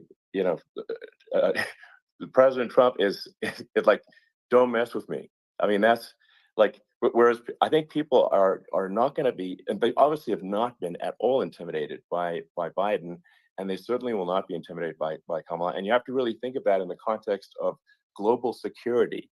That if the American president is someone that, like, evil dictators are scared of, that makes a huge difference to the security of the world. So I had a good relationship with Putin, despite the Russia hoax that lasted for over 2 years. Just a hoax created by Hillary Clinton and Adam Schiff, some just bad people, just sick people, frankly. I mean, Schiff is a sick person.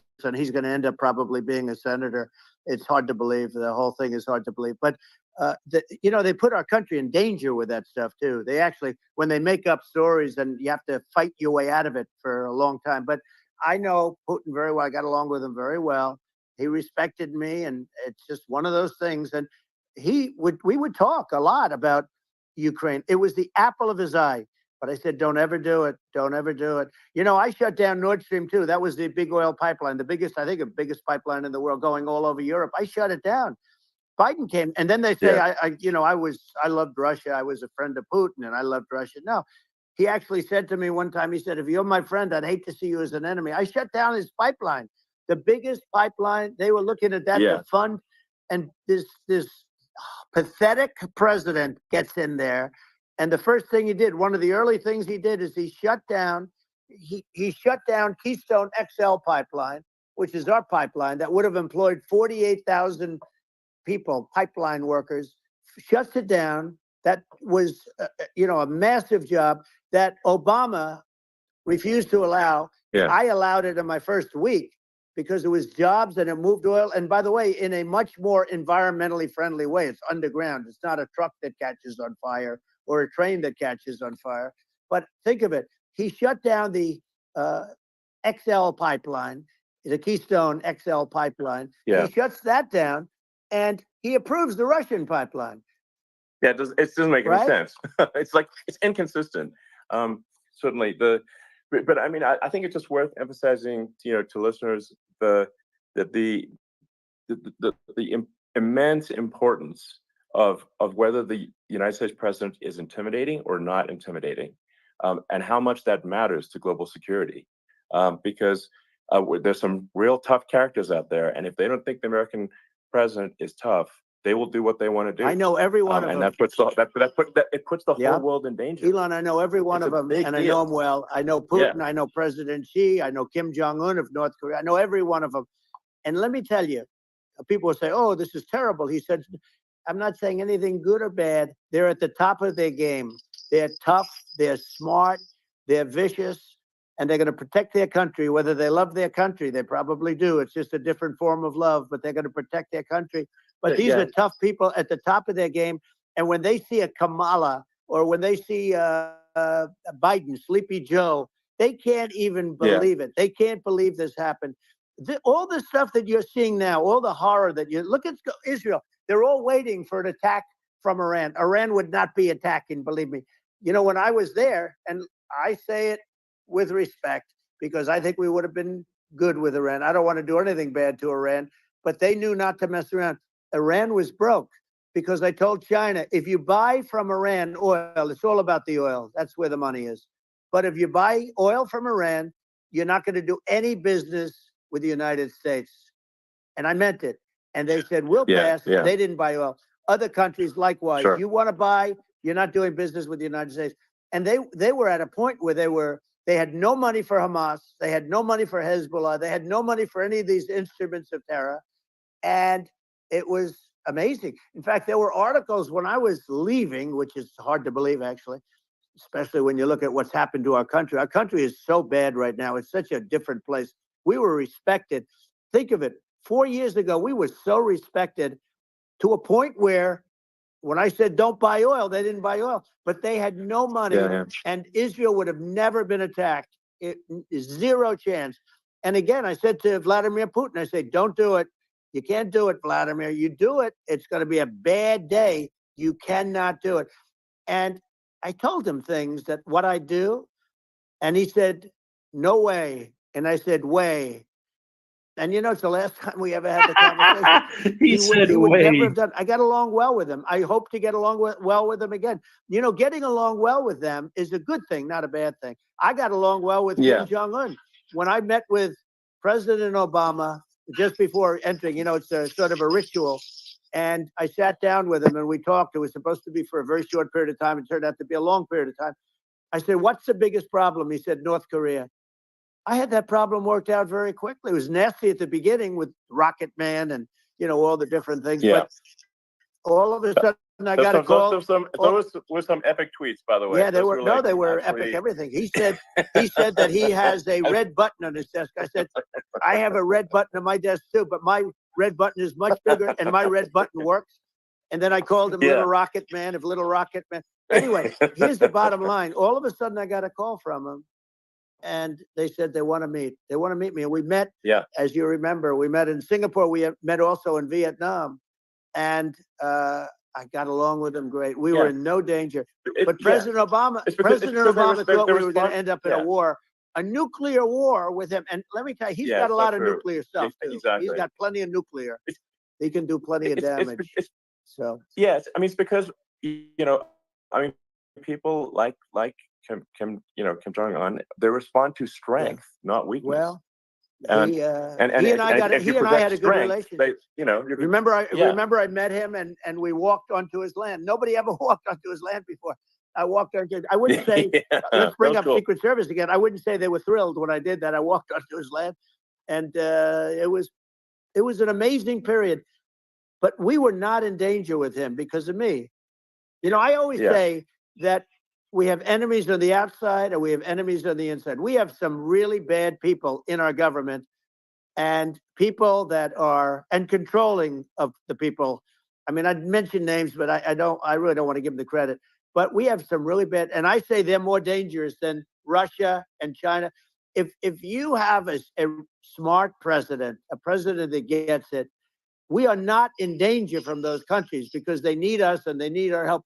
I mean, we forced Obama, if you think about it, Obama and Biden and Bush to a certain extent, in all fairness, forced Russia and China together. And if you're a history student, the first thing you learn is you cannot let Russia and China align. But then they also got, if you take a look, Iran, and they have North Korea. That's, you know, they call it the axis of evil. In the old days, you had the axis of evil. Here we have a modern day axis of evil. These are powerful countries, very heavy nuclear, which is the biggest threat. Yeah. You know, the biggest threat is not global warming, where the ocean's going to rise 1/8 of an inch over the next 400 years. And you'll have more oceanfront property, right? The biggest threat is not that. The biggest threat is nuclear warming, because we have 5 countries now that have significant nuclear power, and we have to not allow anything to happen with stupid people like Biden. You know, Biden did something with Russia. There was no chance of him ever going in. And when I left, and then after I left, they started forming big armies on the border with Ukraine, right? And I looked at that, and I thought he was doing that because Putin's a good negotiator. I thought he was doing that to negotiate. But then Biden started saying such stupid things. For instance, he said that it can be a NATO country. Now, Russia, for as long as there's been NATO, has said we're never going to agree to that. And we go right up front and say that. And we did things and said things through this president with a low IQ, very low IQ. He had a low IQ 30 years ago, by the way, but now he might not even have a IQ at all. There's nothing on the board that goes this low. He said things that were so stupid that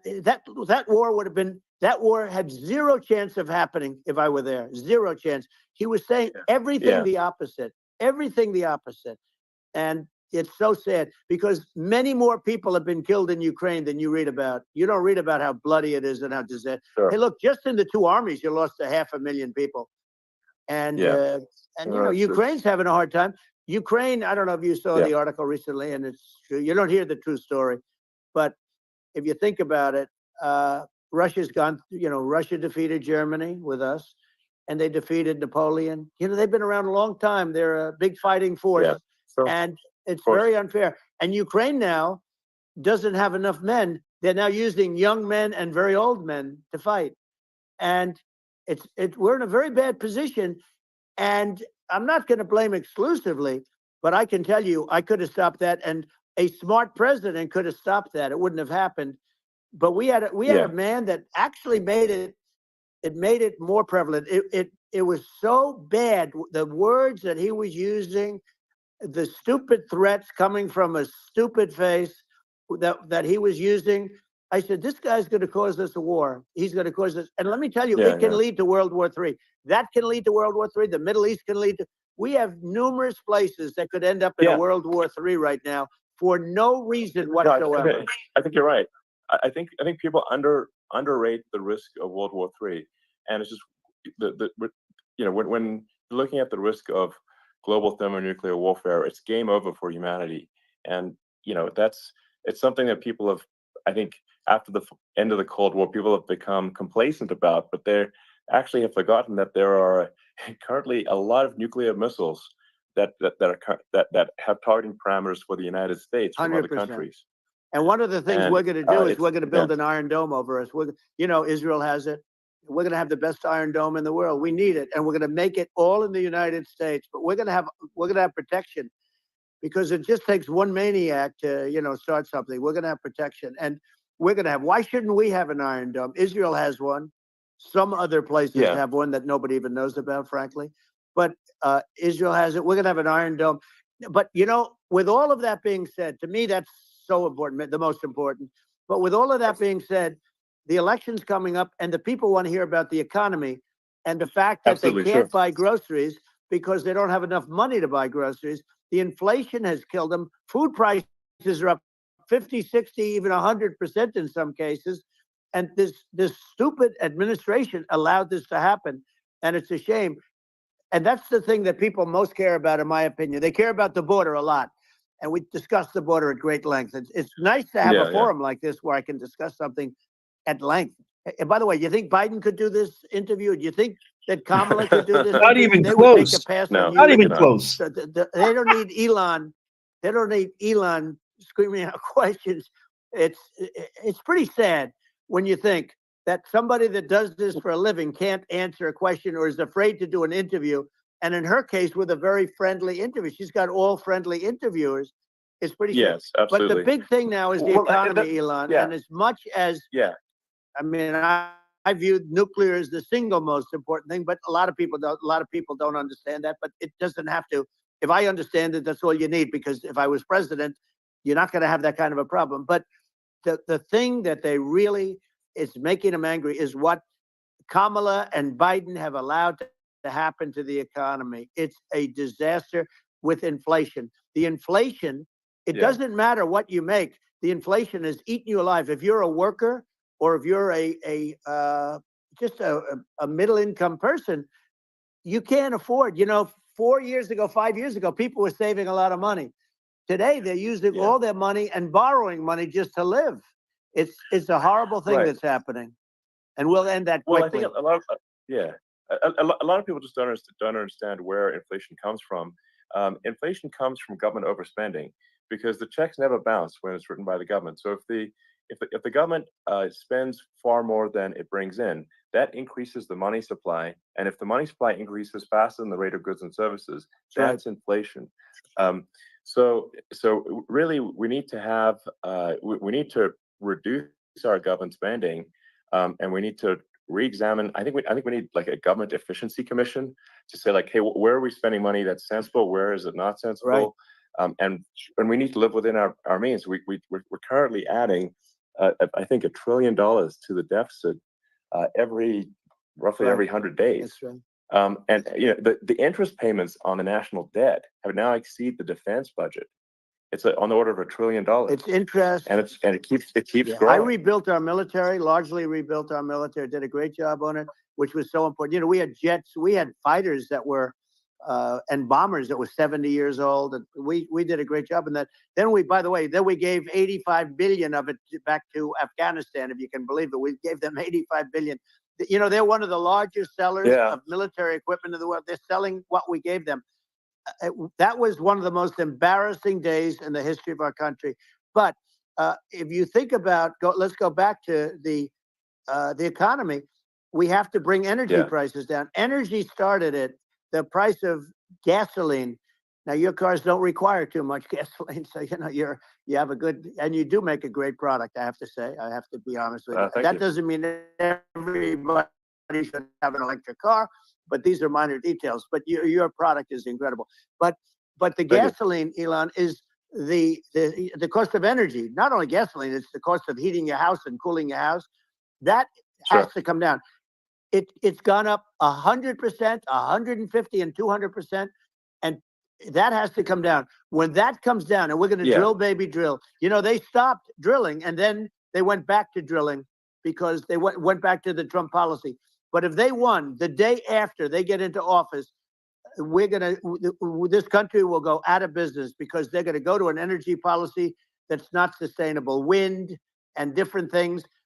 You're not going to have anything. Yeah. And I know you're a big fan of the AI. And I have to say that AI, and this is shocking to me, but AI requires twice the energy that the country already produces for everything. So we're going to have to build a lot of energy if our country will be competitive with China, because that's our primary competitor for this on the AI. You're going to need a lot of electricity. You're going to need tremendous electricity, like almost double what we produce now for the whole country, if you can believe it. Sure. Well, just going, back to this, like this basic thing, which that people try to make it sound complicated, but it's not. But inflation is caused by government Right. overspending. Would you agree that we need to take a look at government Yes. spending and have perhaps a government efficiency commission that just tries to make the spending sensible and so the country lives within its means, just like a The person does? waste is incredible, and nobody negotiates prices. You used to have a lot of people making jets, and you end up with two companies, and they'll probably try and merge at some point. I mean, I went through it, like Air Force, just a thing like Air Force One. One of the first documents they asked me to sign, a general said, "Sir, will you please sign this document?" And what is it? Air Force One. That's with Boeing, which is basically two planes, two 747s. And the price was $5.7 billion for two planes. Now, Wow. now they're highly sophisticated. That's insane. They're even nicer than your plane, okay? But much more sophisticated. They're very, I won't say what's on it, but they got a lot of stuff on it. Anyway, but it's 5.7. That's a crazy It's number. a crazy number, but I said, I'm not going to pay 5.7. I'm not going to do it. I said, who made the deal? Obama and his people. I said, well, then I know the deal's no good. I'm not going to do it. And over a course of about 4 weeks, by my saying I'm not going to do it, I got the price reduced by $1.6 billion for the exact same plane, other than we had a nicer paint job, if you want to know the truth. But for the exact same plane, I saved one. And I said to Boeing, man, you guys must make a lot of money if you can reduce the price by that. But now what I do hear is that they're going back to the Biden administration and wanting big cost overruns, because they see these dopey suckers in there, and they'll end up getting some of the money back. But I shaved it by $1.6 billion for the exact same plane. And you can now take that and multiply that out times thousands of other items. Multiply it by a the zillion, numbers are and astronomical. I agree with you. Well, I mean, I think it would be great to just have a government efficiency commission that takes a look at these things and just ensures that the taxpayer money, the taxpayers' hard-earned money, is spent in a good way. And I'd be happy to help out on such a commission. I'd love if it were formed. Well, you're the greatest cutter. I mean, I look at what you do. You walk in and you just say, you want to quit? They go on strike. I won't mention the name of the company, but they go on strike, and you say, that's okay. You're all gone. You're all gone. So every one of you is gone, and you are the greatest. You would be very good. Oh, you would love it. But, if you look at Argentina. Well, I'd be happy to help by the way, out. congratulations. Yeah. I just looked at the number of people that are listening to you and I chat. We'll call it a chat. But congratulations. This is very good. I mean, it's great. And you're an interesting character. The new head of a place called Argentina, and he's a big, Malay's awesome. he's great. And he's a big MAGA fan, that he ran on MAGA. And he took it to an extreme too. He ran on MAGA, and I hear he's doing really a terrific job. It's called Make Argentina Great Again. It worked out perfectly. He came in, he bought a lot of hats, he brought everything, but he's doing a big job. He really cut. And I'm hearing they're starting to do pretty well. Inflation's getting down. They had like 2,000%. Exactly. They had inflation like not normal inflation. They had the real deal. But we're going to have that pretty soon. I think we have the worst inflation we've had in 100 years. They say it's 48 years. I don't believe it. I think we have the worst. They don't include a lot of the items that should be included. Yeah. Well, it's just from government overspending and not spending taxpayer money effectively, and having just like so many departments you can't even name them all.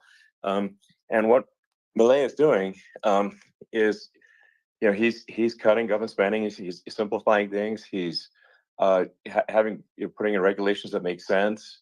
And Argentina overnight is experiencing a giant improvement in prosperity, but it's also a lesson for the United States, which is that Argentina used to be one of the most prosperous countries in the world. In the 30s, 40s, and because of bad government policy, it ruined the country. And if you take Venezuela, for example, Venezuela should be incredibly prosperous.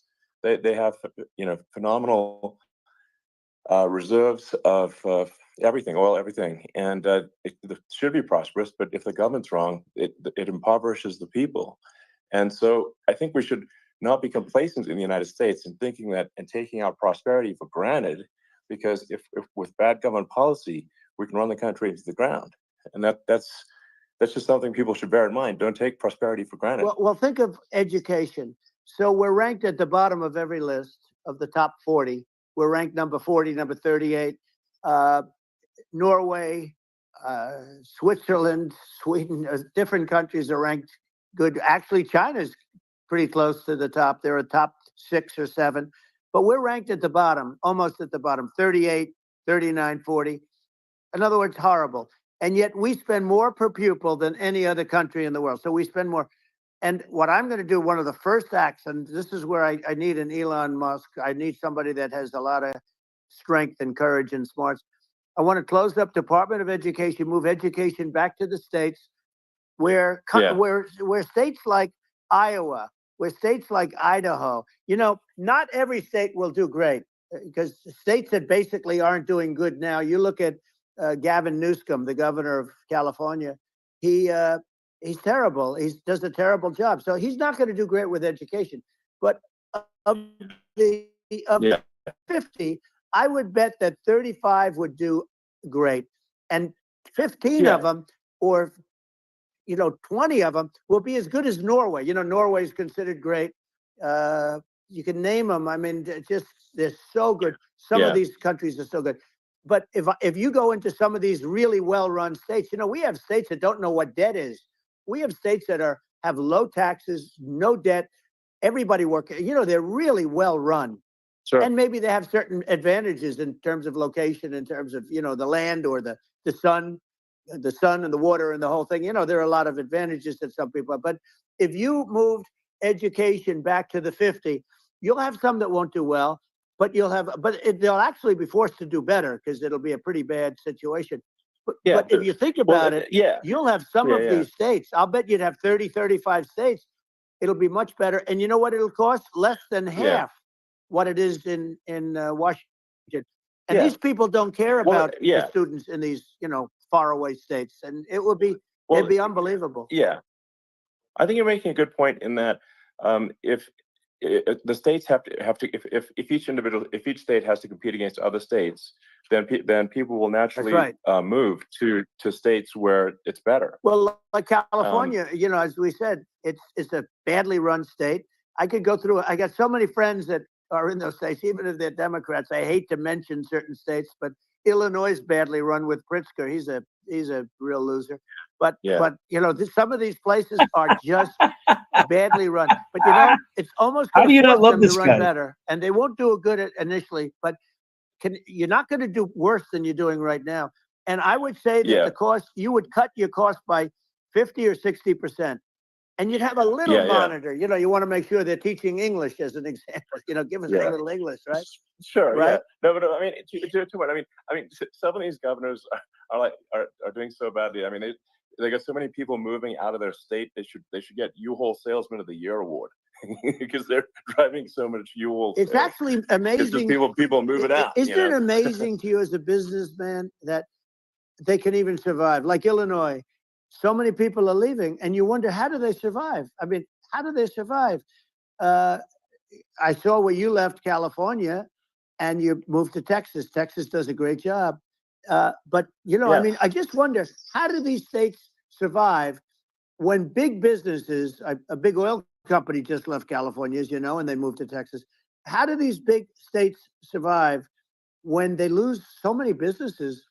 And their taxes are already really high. The taxes are among the highest taxes. You almost wonder, how do they continue on? And in many cases, the governors don't do a good job, and they're crime-ridden places. You wonder, how do they continue to just go on? It's not a good situation. I think the only thing that's going to force some of these states to change is if they risk bankruptcy and they're not getting bailed out by the federal government. Right. Well. That's the only thing that's going to get them to change. You remember the area in California where they had that, where I guess somebody had sticky fingers and they stole a lot of money, and they went a form of chapter. And it was very nasty yeah. for a period of time, but now it's probably the most popular place in all of California. So at some point, something like that may have to happen. But the problem is, you can't penalize people that loan money to the state when you have incompetent people like a Pritzker. Look, the family didn't want him in the family business, and then he ends up being governor of Illinois. So what is he going to be? Is he going to be a great governor? And you have people. I could name every one of them. I got to know every one of these, and some are very good, and some are just horrible. Well, I think that the larger point here, too, as you're saying, like a lot of people are concerned about the economy, a lot of people are concerned about inflation, and inflation is effectively a tax on people that save money, and for people that are working day to day, it's just a form of taxation. And if we can solve the government spending problem, we'll solve the inflation problem, which means people will have a better standard of living, and that's a really big deal. Well, the people that got hurt worse are the people that did it the way they were taught to do it all through their younger life and their young life and their whole life. The people that saved money and then they got no interest on their money and inflation destroyed them. And frankly, they were almost better off if they didn't do anything like that. I mean, those people have been absolutely decimated, and we're going to bring those people back and help those people. We've got to get the prices down. When I look at bacon costing 4 or 5 times more than it did a few years ago, when you look at some of the food products in grocery stores, people go, they can't believe it. They used to be able to buy a whole cart, and today, a lot of people just don't have the money. They go in and they can't buy anything. They look at it's sticker shock. They call it sticker shock, right? I think it really just comes, like I said, I think it just comes down to really, I guess, two things, which is that if you solve government overspending, you solve inflation, which improves living standards of the average person, and then if you deregulate, like have sensible regulations, so because a lot of the regulations are nonsensical and cause the cost to be extreme for no reason, but unless you've got effective deregulation, like Reagan did a great job on deregulation in the 80s, but it's been 40 years since we had anyone really. I mean, during your administration, we made some progress, but I think there's opportunity to make, I think, radical progress with sensible regulation. And if Elon, those two things, those are the big deals. We set a record. We did more deregulation and more restrictions on all of the different businesses than any other president. Remember, I had the rule for everyone we put in, you have to get rid of 10 or 12. And we did radical cuts on all of that. And a lot of that's being put back by this administration. And we did radical cuts on things that weren't necessary. But we were all set. We had the best economy ever maybe in the world. And then what happened is COVID came in, and we had to focus on that, and nobody knew what it was. And I always say I got good marks on economy, good marks on military. We knocked out ISIS. We did so many different things. We rebuilt. But, I never got the credit that we really deserved on what we did with COVID. We never got the credit. But had that not happened, a gift from China, from Wuhan, came in from Wuhan, the Wuhan labs, and I always said it, and it turned out to be right. But had that not happened, we were set to start reducing debt. We were going to reduce taxes further. I gave the largest tax cuts, and we were going to reduce taxes still further for middle-income people, not only businesses. But we did it for businesses because they're the ones that's why we had the great job numbers. But we were set to really start reducing debt. And, we're sitting on the biggest pile of liquid gold anywhere in the world, bigger than Saudi Arabia, bigger than Russia. And we were going to drill, and we were going to make so much money. We were going to supply Europe with oil. I had stopped the Russian pipeline, and we were going to supply them with oil and gas. We were going to make a fortune. And then the COVID came in, and we really had to divert. Then what happened is when they came in, we kept a lot of businesses alive. If I didn't do what we did, we would have had a 1929 type depression. But the problem is when Biden came in, he got trillions of dollars and just started spending it stupidly. You didn't need it anymore. We got over that bad period where everybody was dying and, it was just not a good period. Interestingly, during his administration, many more people died during his administration of COVID than during my administration, and we really got the brunt of it. But people don't realize more people died during his administration than ours. But it diverted us from doing what I wanted to do. But we had the greatest for almost 3 years. We had the great, and you know that probably better than anybody. So many of your friends said to me, the best years we've ever had in business were during the Trump years, and also said that African American, Hispanic American were so incredible. They were having the best. Asian American women, men, young people without a diploma, young people that graduated from the best colleges, from MIT, from the Wharton School, from all of the great colleges, Harvard.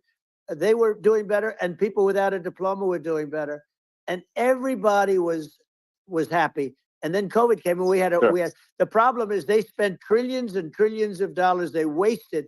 They shouldn't have taken any money, and we wouldn't be having inflation right now, which is killing our country. Yeah, absolutely. I mean, I should probably say something about maybe my views on climate change and oil and gas, because I think it's probably different from what most people would assume.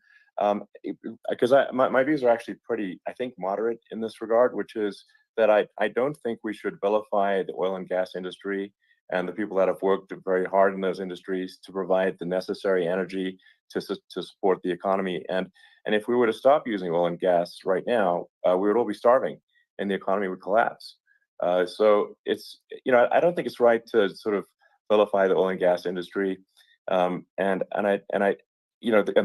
world has a certain demand for oil and gas, and it's probably better if the United States provides that than some other countries. Sure. And it would help with prosperity in the U.S. And at the same time, obviously, my view is like we do over time want to move to a sustainable energy economy, because eventually you do run out of. I mean, you run out of oil and gas. It's not there. It's not infinite. And there is some risk. I think the risk is not as high as a lot of people say it is with respect to global warming. But I think if you just keep increasing the parts per million in the atmosphere long enough, eventually it actually simply gets uncomfortable to breathe. People don't realize this. If you go past 1,000 parts per million of CO2, you start getting headaches and nausea. And so we're now in the sort of 400 range. We're adding, I think, about roughly 2 parts per million per year. So I mean, it still gives us.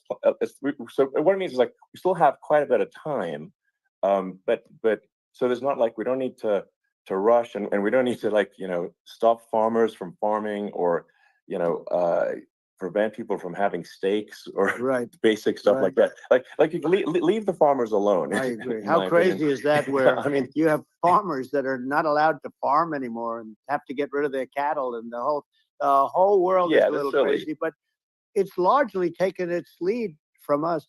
I do say though, I've heard in terms of the fossil fuel, because even to create your electric car and create the electricity needed for the electric car, fossil fuel is what really creates that at the generating plants. And, so you sort of can't get away from it at this moment. I mean, someday you might be able to, but I do hear we have anywhere from 100 to 500 years left. Much of it hasn't even been found yet. Yeah. But there are tremendous, like Anwar. I got Anwar in Alaska approved. Ronald Reagan couldn't do it. Nobody could do it. Everybody tried. Nobody could do it. I got it approved. The first thing that Biden did was unimprove it, to get rid of it. He ended it. His secretary went in and she ended it. And what a disgrace. That's Anwar. That's bigger, or they think it could be bigger than Saudi Arabia in Alaska. Could be bigger than Saudi Arabia. But they went in and they terminated it. And I'll get it going very quickly, because not only is it big for Alaska, I mean, you talk about economic development, that for the United States, I mean, that is, they say bigger than Saudi Arabia or the same size, and pure, really good stuff. And, they end it. So I think we have, perhaps hundreds of years left. Nobody really knows. But during that time, something will come around that will be very good. Yeah. Well, I mean, my estimate would be, a little more, aggressive than that, but it's not the sort of like we're all going to die in 5 years stuff. That's obviously BS. But I mean, my view is like if you just look at sort of the parts per million that increments every year, you get sort of 2 or 3 parts per million every year of CO2. I mean, I think some of that it's problematic if it accelerates, if you start going from 2 or 3 Right. to say 5, and then there may be some situations where you get just a step change increase in the CO2. And I think we don't want to get too close to 1,000 ppm, because like that's actually makes it uncomfortable to breathe. Like just existing in 1,000 ppm CO2 is uncomfortable. That's like that's considered like an industrial hazard. Right. Just so it's that's actually, you start getting headaches and stuff. So it's even without global warming, it's not comfortable to live. So you don't want to get too close to that. But I mean, I think we've got. I think we want to just move over and like, and if I don't know, 50 to 100 years from now, we're I don't know, mostly sustainable. I think that'll probably be okay. So it's not like the house is on fire immediately, but I think it is something we need to move towards. And on balance, it's probably better to move there faster than slower. But like I said, without vilifying the oil and gas industry, and without causing hardship in the short term, I think this can be done. Without people can still have a stake, and they can still drive gasoline cars, and it's okay. It's like, it's not. I don't think we should vilify people for it, but I think we should just generally lean in the direction of sustainability. I actually think solar is going to be a majority of Earth's energy generation in the future, and it's certainly trending that way. And so you get the solar power, combine that with batteries, so because obviously the sun doesn't shine at night, and then you use that to charge the electric cars, and you have a long-term sustainable solution. And that's what Tesla is trying to move things towards, and I think we've made a lot of progress in that regard. But when you look at our cars, we don't believe that environmentalism, that caring about the environment should mean that you have to suffer. So we make sure that our cars are beautiful, that they drive well, that they're fast, they're sexy. I mean, they're cool. In fact, literally, I mean, the sexy joke, Model S, Model 3, Model X, and Y spells out sexy. It's probably the most expensive joke out there. But I don't know, I like cheesy humor, So, but I'm a big fan of like, let's have an inspiring future, and let's work towards a better future, and we can do so without demonizing people. Right. I'm okay. It's very interesting. You use the word global warming, and today they use the word climate change because you have some places that go up, and so they were getting themselves in a little trouble with the word global warming, because not every place is warming. Some places are going the opposite direction. But I'm sort of waiting for you to come up with solar panels on the roofs of your cars and on the trunks of the cars, and it just seems like something that at some point you will come up with. I'm sure you'll be the first. But it would seem that a solar panel on the roofs, on flat surfaces, on certain surfaces might be good. Yeah. At least in certain areas of the country where you have the world, Sure, where you have the sun. But I would think, and I have no idea because that's not my world, but I would think that this would be something that would be interesting. But the one thing that I don't understand is that people talk about global warming or they talk about climate change, but they never talk about nuclear warming.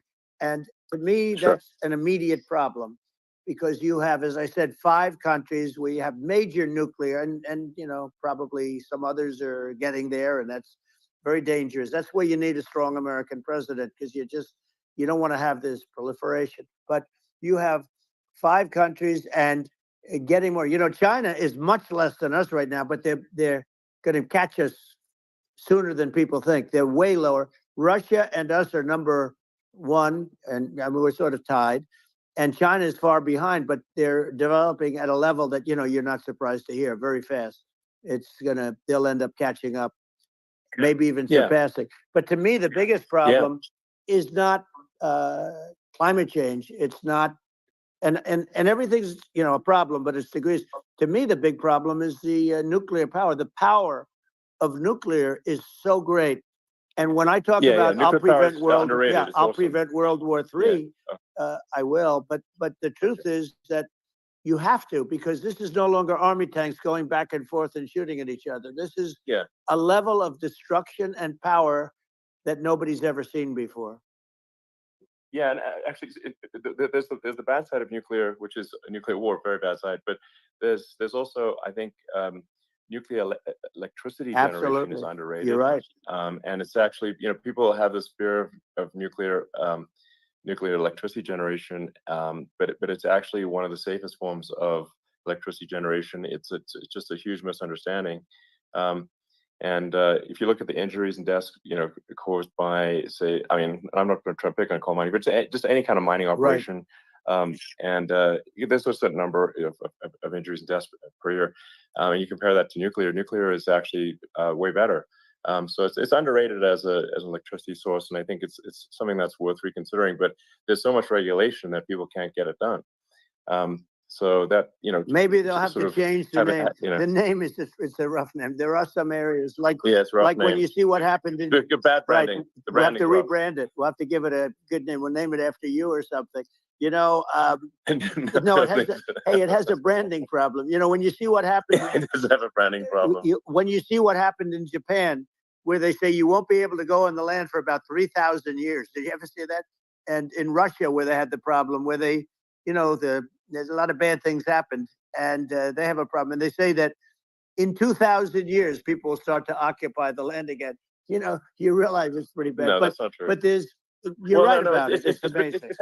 It's actually not that bad. So like after Fukushima happened in Japan, like people were asking me in California, are we worried about like a nuclear cloud coming from Japan? I'm like, no, that's crazy. It's not even dangerous in Fukushima. I actually flew there and ate locally grown vegetables on TV to prove it.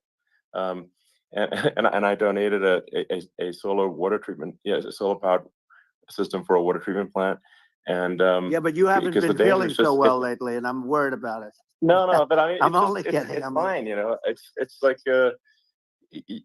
Hiroshima and Nagasaki were bombed, but now they're like full cities again. So it's really not something that That's right. So it's not as scary as people think, basically. But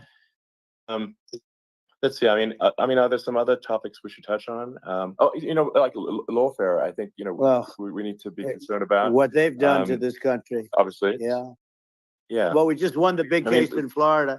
This was a Biden administration did something that's never been done in this country, and that's go after their political opponent, me, with this nonsense and just nonsense. And the big case in Florida we won, but they always pick a judge and a jury, and they use local DAs, they use the local attorney generals, like Fani, Fani, spelled Fani, Fani, and it's all a big hoax, and it's all run from there, like in Manhattan. One of the top people from the Justice Department went in, ran Manhattan, ran the state. The Letitia James deal was run by a person from the Department of Justice, Biden. They've never done this before, and they set up a very bad precedent. It's called lawfare, warfare.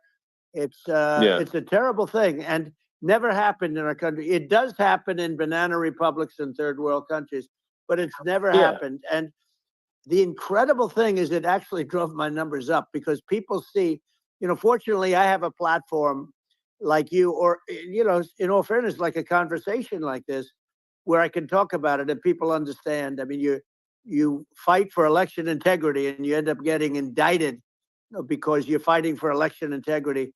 And when the day comes that you can't fight for election integrity, you don't have a country anymore. So what happens is they went after their political opponent, me. Now Biden's, close to vegetable stage, in my opinion. Okay, I looked at him today on the beach, and I said, why would anybody allow him?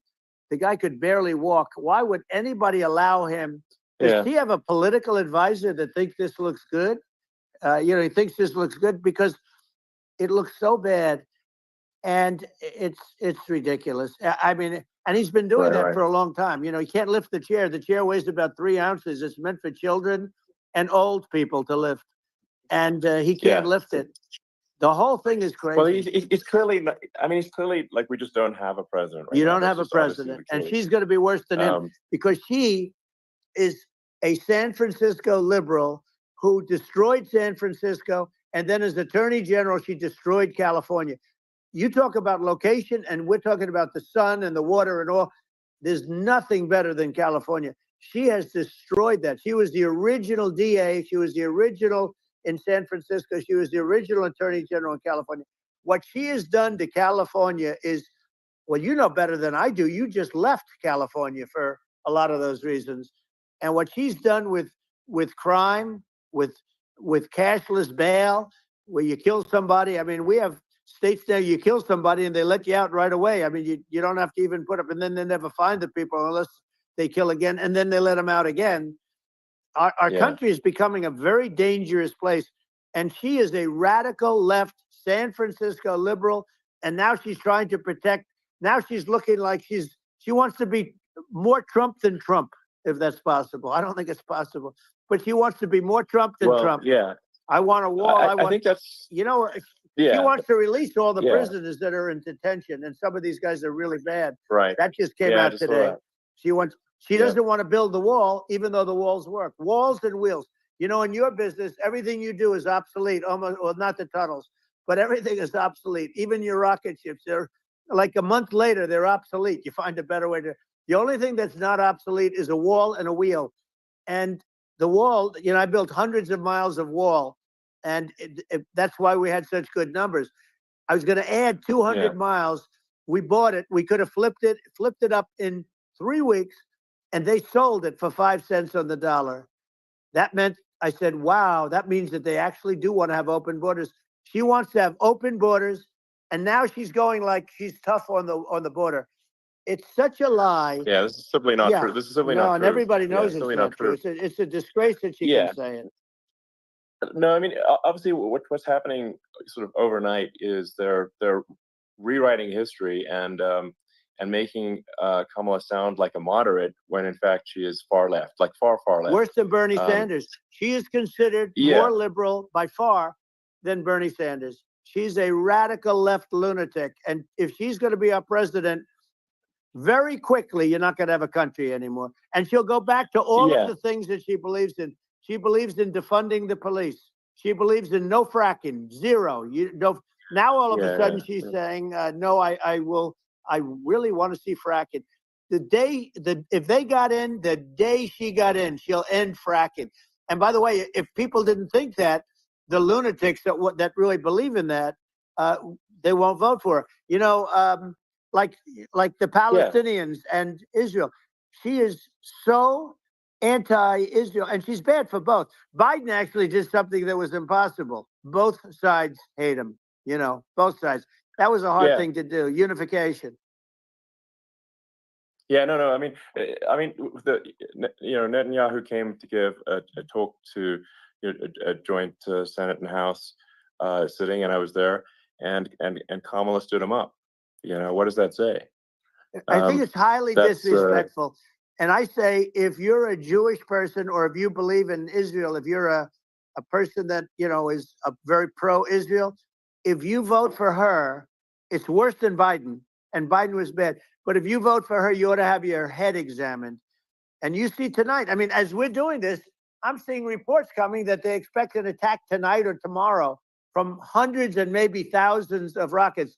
You know, their Iron Dome, as they call it, as we all call it, but their shield that they build, that can be swamped. We'll use the term that's appropriate, swamped. But they swamp it by shooting enough missiles. You know this better than anybody. By shooting enough missiles, they can't defend themselves. You know, they just obliterate the whole place. And that's what some people think they're looking to do. And we have no leadership. There's no respect for the United States of America with these people. And I'm telling you, she'll be worse than him because she's a believer in being radical left, and he wasn't. I think you're right. I mean, it's important for the public that may be listening to this to look at Kamala's track record, you know, before the last month, and say, is that a track record you agree with? And I think if you're an independent moderate, you definitely would not agree with it. because it is her behavior has been far left, and we're seeing just an overnight propaganda attempt to rewrite history and make it sound like Kamala is moderate when she in fact is not moderate. Well, her I think running mate signed into legislation tampons in boys' bathrooms. Okay, now Yeah, that's yeah, all that's I have weird. to hear. Tampons in boys' bathrooms. That means she believes in that too. I mean, Yeah, that's she not picked okay. this guy because he was the closest to her. A lot of people thought she'd pick sort of the opposite, but she picked an anti-Israel radical left person. But she is far worse, they say, than Bernie Sanders. If we have her as a president, if we have a Democrat at this moment as the president, I don't think our country can survive. I think it's a massive. I think we're in massive trouble, frankly, with the Kamala administration, and that's my honest opinion. And I think really it's essential that you win for the good of the country this election. And I mean that's understating my opinion. Now you know you may have seen this, but I got a letter from the EU Commission, like saying, to not have disinformation on during this discussion that we're having, and there's a lot of attempts to do censorship and to force censorship even on Americans from other countries, and what do you think about that? Well, I know the European Union very well. They take great advantage of the United States in trade, as you know. We, through a different forum, NATO, we protect them. And yet, if you build a car in the United States, you can't sell it in Europe. You just can't sell it. It's impossible. The same thing with our farmers. Our farmers find it very difficult to do business. We have a deficit with them of $250 billion, which people don't know. It sounds so nice, the European Union, but let me tell you, they're not as tough as China, but they're bad. And I let them know it.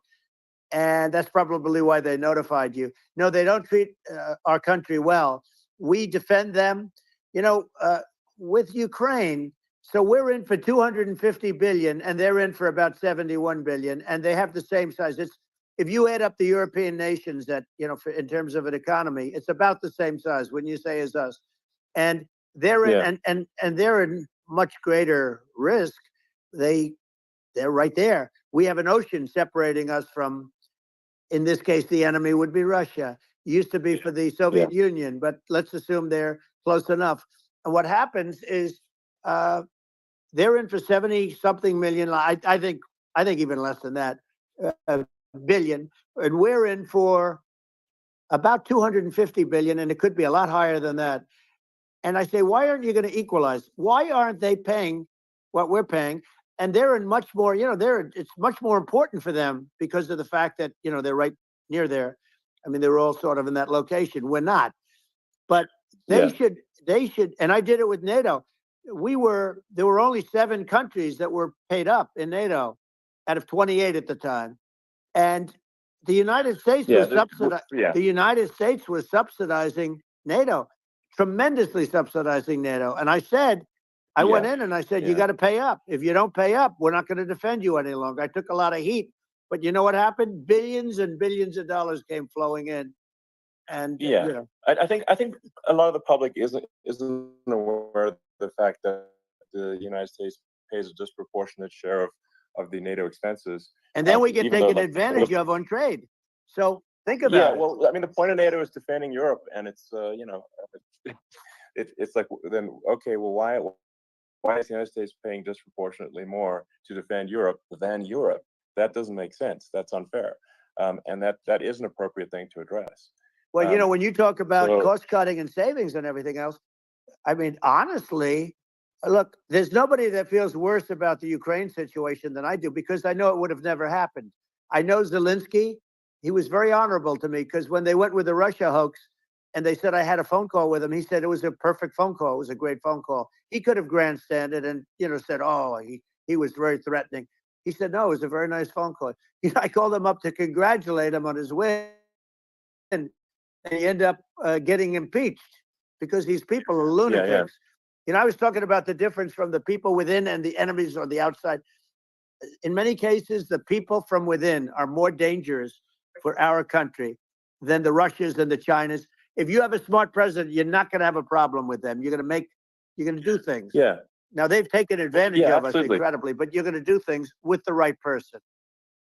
Yeah, well, I think it's obvious that you're a believer and an advocate of free speech, because during your first term as president, you were attacked relentlessly every day, often very unfairly with with false attacks, and you didn't try to shut down the media. You didn't try to inhibit their freedom of speech, and I think that says a lot. Well, the good thing is that you and I have, and some people, very few, we can get the word out. Although sometimes it's hard because they don't want to print it, like we're having a great conversation right now. Kamala wouldn't have this conversation. She can't because she's not smart. She's not a smart person, by the way. She can't have this conversation. And Biden, we don't even have to talk about it. I mean, he couldn't have this conversation. He would have given up on the first half of a question. He would have walked out. He would have said, "Where am I? Where am I going?" So anyway, but no, he wouldn't have this. That's true. Not a lot of people would have this conversation, but we cover a lot of territory. But the beauty is that we can have a conversation, and I'm able to get it out without, because I get treated unfairly. This is a really big point. You can actually have a conversation with you. Yeah, it's nice, isn't it? And you can't have a conversation with Biden or Kamala. It's like it's not possible. That's true. This is like talking to an NPC. No. So it's just impossible. Well, but think of it. We need a man or person who's unbelievably sharp in order to stop all the nuclear danger and all the dangers that I'm talking about. And I got along with all this. I got along with Kim Jong-un. We had dinner, we had everything. And he really liked me, and I got along with him really well. By the way, he's the absolute boss over there. A lot of people said, "Oh, do you think you really?" Let me tell you, I saw things that you don't want to know about. He is the boss. But we had a good relationship, and he doesn't like Biden. He considers him a stupid man. He said he's a stupid man. Well, at least he speaks his mind. But in this country, you're not sort of allowed to say it, but I guess you are. You should be allowed to say it if it's true. But we need smart people, and we need people that have an ability to lead. And she doesn't have that ability. Can you imagine? Now, Chairman Xi very well. Can you imagine her and him negotiating, or even standing together? It is, the whole concept is ridiculous. She is terrible. She's terrible. But she's getting a free ride. I saw a picture of her on Time Magazine today. She looks like the most beautiful actress ever to live. It was a drawing. And actually, she looked very much like our great First Lady, Melania. She didn't look she didn't look like Camilla. That's right. But of course, she's a beautiful woman. So we'll leave it at that, right?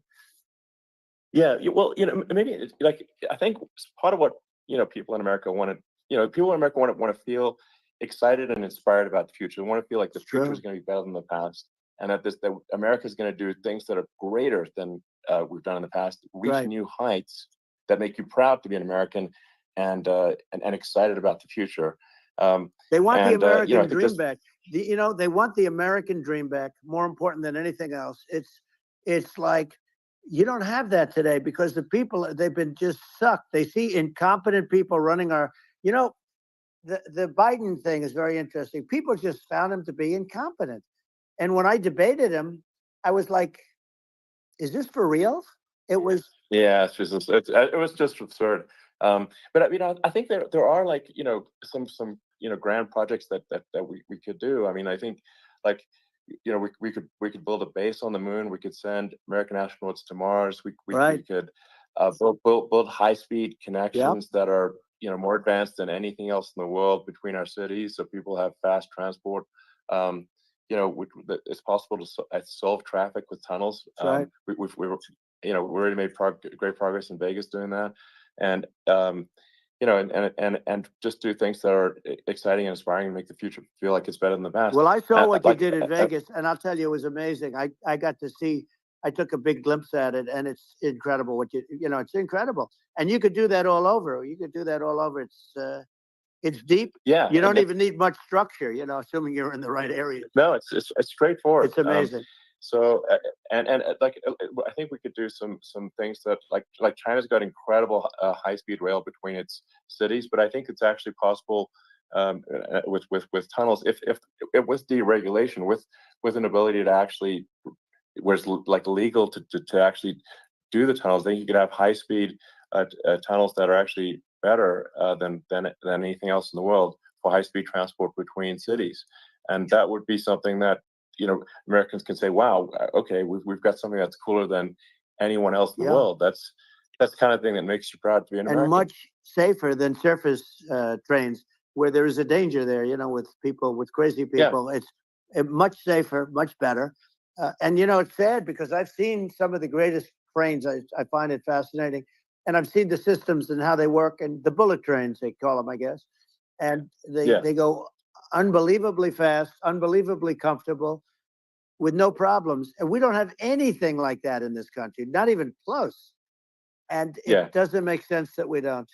Doesn't make sense. Yeah, and I think also, like, there's, I'm kind of hopping on the excess regulation, but I think something that I think people can generally understand is that what happens with laws and regulations is that there's more and more of them every year, and unless there's a process to clean them up, eventually everything becomes illegal, and that actually it slows down the development of new technologies. I mean, if you take the sort of, like, I think there's room for some reform at the FDA for improving the speed with which we approve drugs that could help save lives and improve people's lives. And I worked very hard on that. We got that down to the lowest number ever, and we got therapeutics approved in the FDA that people can't even believe the speed. But I took them on. I don't think they like me too much, but I got things approved in the FDA at numbers that they wouldn't believe. And it's a very bureaucratic group. Actually, it's a fine group of people in many cases. I got to know a lot of them, but I was pushing them really hard for Regeneron, for so many different things that were really pretty amazing. But the FDA takes too long. It's 12 years to get a product approved. I got it down to 4, and I got some things done very quickly. But it's really something that is going to have to be worked on because it takes too long. Just takes too long. Yeah, it just takes too long, and it's you end up in the same with the approval, but it's just it takes years instead of something that I think could potentially take months, and that improves people's lives. I think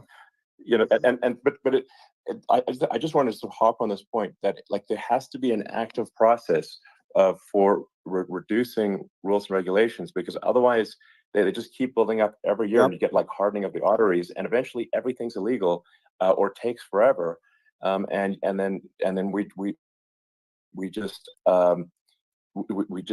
ossify as a society. We can't make any progress, and it's a really big deal. Elon, just getting back to the FDA for 1 second, I got something done called Right to Try. This is where you can go in, and if you're terminally ill, you can use a space age, medicine or whatever it may be. We have the best doctors, the best labs in the world. We really do. But people would go to other countries because you couldn't use the product, even if they thought it worked, because it's going through the FDA. I got it approved where you can, you basically, look, nobody wanted, the doctors didn't want it because of the liability. The country didn't want it, our country, because they didn't want to get sued. These are people terminally ill. The insurance companies didn't want it, and the pharmaceutical companies, nobody wanted it. I got everybody into a room, and we came up with an agreement that you won't get sued. And also, they didn't want it on their record. If somebody's terminally ill and they die after taking a drug, they didn't want that on their record. So we set a separate list if somebody was, so it wouldn't count as a negative. Okay. And as you know, we got it done. We have saved Right to Try. They've been trying to get this done for 58 years. And it sounds simple, but it wasn't, because, the insurance companies, nobody wanted it, but we got it done. Somebody signs, you sign a document that you're not going to sue the insurance companies, the country, you're not going to sue anybody. And we got it done, and we're saving tens of thousands of lives. Right to Try. Hopefully you never need it, but if you do, you don't have to travel to Asia. People, if they had money, they go to Asia, they go to Europe. If they don't have money, they go home and die. That's what happened. They go home and die. Well, I mean, and actually, to to give you some props here, it's like if a drug is approved in Europe, which has a crazy amount of regulations, it should obviously be approved in the U.S. Yeah. I mean, they get more regulations than we do. So why would a drug be approved in Europe and not in the U.S.? That's crazy. Well, we did it. We did something that really they've been trying to do it for 50 years, and they just couldn't get it done, and I got it done. And it's really something. But you're right. Some people go to Europe because a drug isn't approved here, but it's approved in Europe, and it's a drug that, generally speaking, would work. It's pretty crazy. Absolutely, you're right. And I think so long as people are properly informed of the pros and cons, and like these are the risks, this is the risk, and like you make your own decision. Yeah. That makes sense. Well, I think just know, in sort of closing up, and by the way, I'm looking at the numbers. You got a lot of people listening. I hope you don't get nervous, because you got a lot of people listening to you right now, like 60 million or something. What is that number? It's crazy. It's amazing how you can see that right away. How many? What is the number? Wow. What is it? Well, wow. I think in terms of people, that's bigger than you said. You said 25, and you're much more than double that number, 25 million. I think you're going to be 60 or 70, and I guess over a period of time. Hey, I congratulate you. Do I get paid for this or not? Well, I think love Trump. People that How good is that? This conversation over the next few days to right. weeks. It's going to be hundreds. That's what they say. Yeah, that's good. Well, look, it's an honor. I just asked this: are you better off now, or were you better off when I was president? Nobody's better off now. People, we put out polls on that, and nobody's better off now. Inflation has killed it, and they also feel very unsafe. You look at what's going on with a lot of different things. You look at the riots we had at the colleges over. I mean, it's ridiculous, but all of the riots, they just feel unsafe. And now they really feel unsafe because you have a new form of crime. It's called migrant crime. I call it Biden migrant crime. Maybe I'll call it Kamala migrant crime. But I mean, with all these things, I always try to get to the ground truth by just asking people. And my mom lives in New York, and I was like, Mom, have any of your friends been attacked or assaulted? And she said, yeah, 3 of her friends in 3 separate incidents were assaulted just in recent months, just walking around the streets of New York. And I said, well, what happened to the people that assaulted them? Oh, nothing. They got away. Like, and they just know they always get away. Nothing's going. And they don't even bother reporting it because they know that they're not going to, people are not going to get prosecuted. They just let violent criminals out in New York.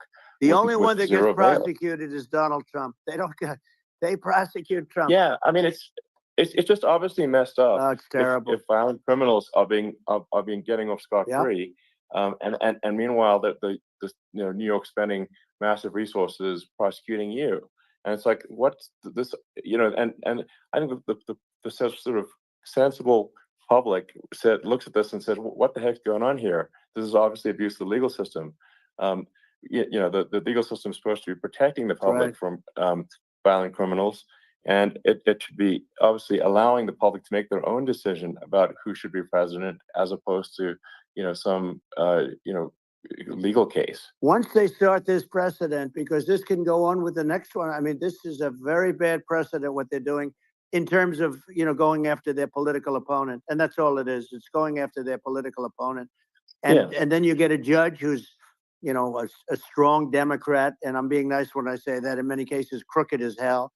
But you get a judge, and you go into an area where a Republican gets 3 or 4% of the vote, and you'll have a jury pool with people that hate Republicans or hate. It could also be the other way, though, because it could start the other way in areas where they hate Democrats, and you get into a Pandora's box. It's a very dangerous thing for this country, and a very dangerous thing even for the state. New York City is losing. New York City and state lose a lot of business over what they did to me, because these people say, we don't want that to happen to us. That's no justice system. You have an unfair system of justice, and it's costing New York State a tremendous amount of money. People are leaving and companies are leaving, and they won't come back. So, all of that stuff is important. But the economy now is the big thing, and we can turn that economy up so fast and people are going to be back again. We're going to get rid of Yeah, inflation. I think there's a lot of opportunity. Right. Absolutely. So, and I just want to I want to think, congratulate you. You've done an amazing job. You have definitely got a fertile mind. You know, we can talk. You and I can talk about rockets. well, it's kind of you to say. Thank you. Tunnels. We can talk about tunnels and rockets and electric cars. So many things. And now you're into the AI, and that's going to be another beauty, I'll say. So it's an amazing thing you've done, Elon. It's an amazing thing, and I congratulate you. I mean, thank you. And well, I mean, I just to say here, here's to an exciting, inspiring future that people can look forward to and be optimistic and excited about what happens next. And that's the kind of future that I think you will bring as president, and that's why I endorse you. Well, I appreciate that. That endorsement meant a lot to me. Not all endorsements mean that much, to be honest. Your endorsement meant a lot. And, you know, we have a phrase, make America great again. It's pretty simple, but it really says that we want to make America great again. And we can do it. We can do it now. But if we were going to suffer another 4 years like we've suffered for the last 4 years, I'm not sure the country can ever come back. That's how bad it is. It's so bad. We have to do a lot of things. I think that's a very real risk. Yeah, it's a big risk. That's a very real risk. Yeah. And it's, you know, I'd just like to note to people listening, like I've not been very political before, and if you look at my record, I've actually been I'm not like some they try to paint me as like a far right guy, which is absurd because I'm like making electric vehicles and solar and batteries helping with the environment, and I actually I supported Obama. I stood in line for 6 hours to shake Obama's hand when he was running for president, and so it's not like I'm like some sort of dyed-in-the-wool long-term Republican. I call myself, historically a moderate Democrat, but now I feel like we're really at a critical juncture for the country, and I think a lot of people thought the Biden administration would be a moderate administration, but it's not, and obviously we're just going to see an even further left administration with Kamala. That's my honest opinion. I mean, her dad is literally. I mean, she was brought up as an actual. Her dad is a Marxist economist. You can Google it. I mean, it's not we're not making this up. That's how she was brought up. So, and we want to have a future that is prosperous. And I think we're just at this critical juncture. And I think this is a case of America is kind of at a fork in the road, and and I think it will take the path to, like, you are the path to prosperity, and I think Kamala is the opposite. Then that's my honest opinion. I'm gonna get attacked like crazy, and I've also experienced quite a bit of lawfare myself, but I'm just trying to tell people my honest opinion, and I haven't been really active in politics before. And I'm just trying to point out that my track record historically has been moderate, if not moderate, slightly left. And so this is to people out there who are in the moderate camp to say, I think you should support Donald Trump for president. And I think it's actually a very important junction in the road, and we're in deep trouble if it goes the other way. Well, I want to thank you. And, I actually always did think of you as somewhat left. I must say that. So it's even more of an honor to have your endorsement. I know how strong you feel about it. But, when you think of her, San Francisco, 15 years ago, I had a great friend, Bob Tish. He said it's the greatest city in America. And now it's almost not livable there. And California, likewise. And she was involved in the destruction of San Francisco and the destruction of California. And she will be involved in the destruction of our country if people are so unwise as to elect her. And I hope that doesn't happen. And I hope the elections are going to be run honestly. And we're going to turn this country around. We're going to do things and we can do it fairly quickly. And we have to get rid of the criminals that have been, given to us by other countries as they laugh. They laugh at us. They think we're stupid to accept these people. These are radical, stone cold killers in many cases, and terrorists. And they're in our country by the hundreds of thousands. Yeah. And we have to take them out. Yeah. I mean, if I could summarize it, perhaps, I think these are issues that I think most people in America would agree with, which is that we want safe and clean cities. We want secure borders. We want sensible government spending.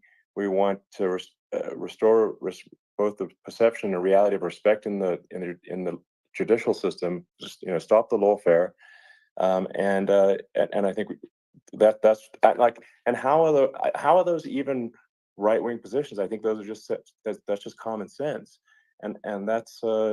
I mean, would you agree with that? 100%. I don't understand. The whole, they call it progressive. They don't like the word liberal anymore, but call it liberal or progressive.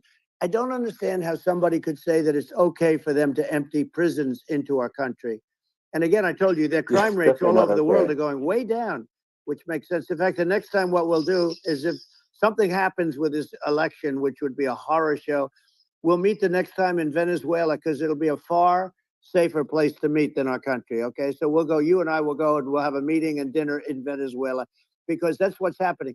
Their crime rates coming down and our crime rates going through the roof. And it's so simple. And you haven't seen anything yet, because these people have come into our country and they're just getting acclimated. And they don't know about being politically correct law enforcement or lack of law enforcement. And our police, I have to just end with this. We have great police. We have great law enforcement, but they're not allowed to do their job. They have to be able to do their job without being destroyed. Well, absolutely. And it's obviously demoralizing if you're a police officer risking your life to arrest violent criminals who could kill you and do kill you sometimes. And then you arrest the violent criminal, and then the DA, doesn't prosecute and just let the guy out. Yeah. Well, then, like, why should a police officer risk their life to arrest a violent felon? Well, even worse, Elon, if nothing's going to happen. Even worse, they prosecute the police officer. They go after it and they prosecute the police officer, and they take away his pension. They take away his job. He loses his family. He loses his house. Well, I thought it was very telling, like incredibly telling, that when there was that case where sort of a gang of thugs beat up police officers. I think it was in Times Square in New York, and then nothing happened to those guys. They were let out, zero bail, and I think a bunch of them were given free tickets to California. Well, what is I mean, that is a gross indignity against the United States, and that's how. I mean, this is insane. Like, have we lost all pride? How can such a thing be allowed to occur? I've never seen anything. We see where they get shot. It's a very dangerous profession, but it's something they're very proud of, and they want to be able to do their job. But I've seen them get shot. I've seen a lot of things, but I've never seen where these guys are standing in the middle of a big street, everybody watching them, and they're literally boxing, like punching, stand-up fighting a police officer. There were two of them, and you had about six of these guys, and they're punching the hell out of them. And in their own country, they would be dead if they did that. They'd be shot. They would be shot instantly. And, they come from these countries, and it's taking them a while to realize that we don't do that in this country. But in their own country, if they stood on a street and had a fight with a police officer, they would be shot. There's no political correctness. And it's such a sad, it's such a sad thing to see. And that's the reason you have crime, by the way, because we don't do anything about it. Yeah, we just cannot have a situation where our police officers are beaten up on camera by a gang of illegal immigrants, and then nothing happens to the guys that beat up the cops. I mean, and they're let out. This is unacceptable. Well, we're going to change it, and we're going to get them out of the country. When I first got involved, they said you couldn't get them back to these countries. You couldn't take them back. In the case of Guatemala, Honduras, El Salvador, some others, you couldn't get them back. And I said, really? Oh, you can't get it back? Because under Obama, he couldn't get them back. They'd fly them in, and they'd put planes on the runways in these countries so you couldn't land a plane. They'd bring them back. And the generals told me, sir, we can't bring them back. The countries won't accept MS-13 gang members. They won't accept them. And I said, really, how much do we pay these various countries in terms of economic aid, which is also somewhat ridiculous? And the answer was $750 million. I said, good. Tell them they're in default. They're delinquent. We're not paying them anymore because they won't accept it. And you know what happened? They all called me, every one of them. They said, we would be honored to take them back, sir. We would be honored. It was so easy. But it's one of those things. And we got it back. We took in so many, the MS-13 is probably the worst gangs in the world. They're the most vicious, violent. we took them out of here by the thousands and got them out of here, and their countries took them back. And because I said you're not getting any more economic aid, and once I said that, they were nice. They wouldn't take them back for Obama. Yeah. They wouldn't take them back for anybody. And now we have a problem because we have this guy, and they don't take him back anymore with Biden because they don't respect him. Yeah. It's just gotta be done. We just can't have whether they're citizens or not citizens. We can't have, because they won't prosecute citizens either, not just illegals. So if it's, you can't have violent, repeat violent offenders that are not that don't get incarcerated. That's right. Because they will obviously, by definition, continue to hurt people. And I think where part of this comes from is that there's and I do sort of consider myself liberal in some ways. I mean, it's just that you want to have empathy for people. Obviously, you want to have empathy for people. I totally agree with that. You want to have empathy, but you also have to have empathy for the victims of the criminals. And if you just have empathy for the criminals, it's actually shallow empathy. It's not real. You're not thinking. You have one layer deep empathy. You got to say, like, what if you don't incarcerate this person? Who are they going to hurt? Who are they might kill someone. They might rape someone. If you don't incarcerate them, you have to have empathy for the victims. And there's a lack of empathy for the victims of the criminals, and too much empathy for the criminals. It doesn't make sense. That's why you want to have deep empathy for society as a whole, not shallow empathy for criminals. Right. And we have to give our police officers the dignity and the respect that they deserve. And we have to let them do their job. They can do a great job, but we have to let them do their job. And if we don't do that, it's going to all disappear. There's never been a society like this where you're allowed to do anything you want and nothing happens. And I'm talking about violent crime. And it's going to get more violent because these are really, really violent people. And we're going to get them out of our country, and we're going to get them back to because they were sent here by the presidents and by the various people that run those countries. And I know every one of those guys. And they're smart people, and they're streetwise people. And they really think that the USA is stupid. They think we're run by stupid people, and they happen to be right. But when I was there, we had no problem. We got them out. We took out thousands of MS-13 gang members. We brought them back.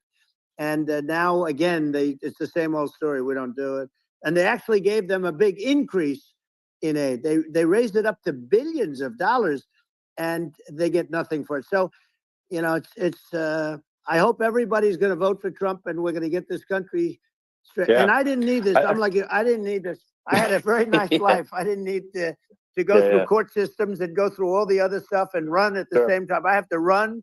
I have to go through fake trials with, in some cases, corrupt judges, totally corrupt judges. I didn't need it. I had a nice life. I have great locations. I have beautiful oceans that I have places. But I felt it was important. And if I had to do it over again, you probably think I'm crazy for doing it, actually. But if I had to do it over again, I would have done it over again, because this is so much more important than me or my life. We're going to save this country. This country is going down. And these people are bad people that we're running against, and they're liars. They make statements. They do things that are so bad. They say they're going to make a strong border. They say they've been great on the border, and they've been the worst in history. They say they're going to stop crime. Like, the facts speak for themselves. It's so incredible. Speak for themselves. Like it's got to the point where people just don't even bother reporting crime in a lot of cities because they know nothing is going to happen. That's what I hear anecdotally from people all the time. So it's just my values. I'm just saying to people out there, like the things I think are important for the future is, like, we've got to have safe cities, we've got to have secure borders, we've got to have sensible spending, and we've got to have deregulation, and so we can have a prosperous future. And then we want to have some exciting sort of moonshot projects that people can get fired up about, and that's the future I'm looking for. And I'm pro environment, but I'm not against. I'm not like, I don't think we should vilify the oil and gas industry, because they're keeping civilization going right now.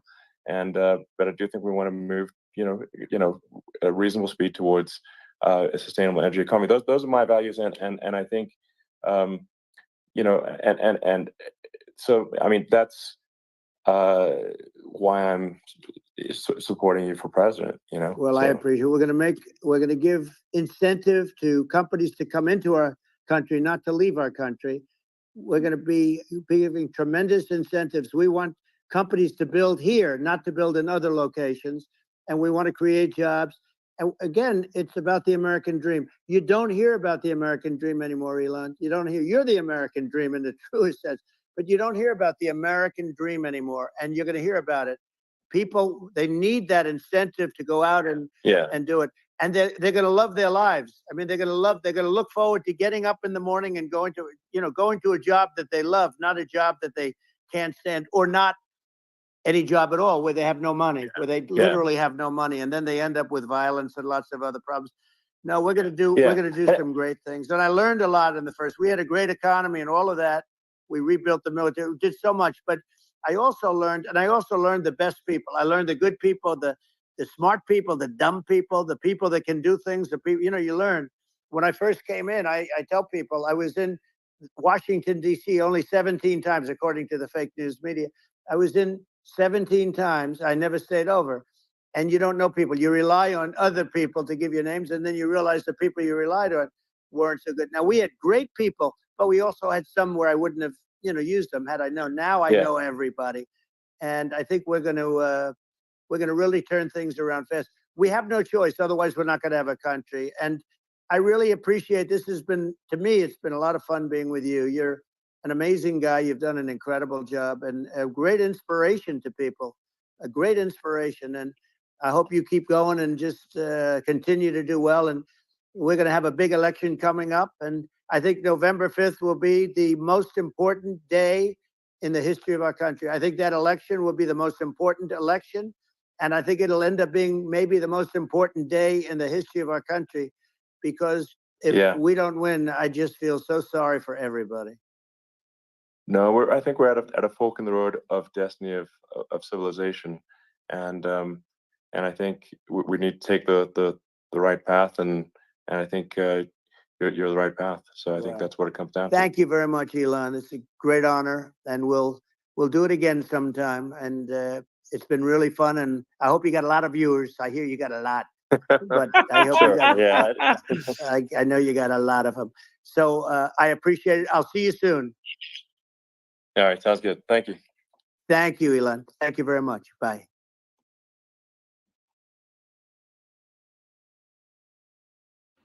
Wow. Wow. Wow. Wow. Was that amazing? Or was that amazing? Thank you, everybody, for watching. That was absolutely fantastic. A real, authentic conversation with hopefully not just a former president of the United States, but the future president of the United States.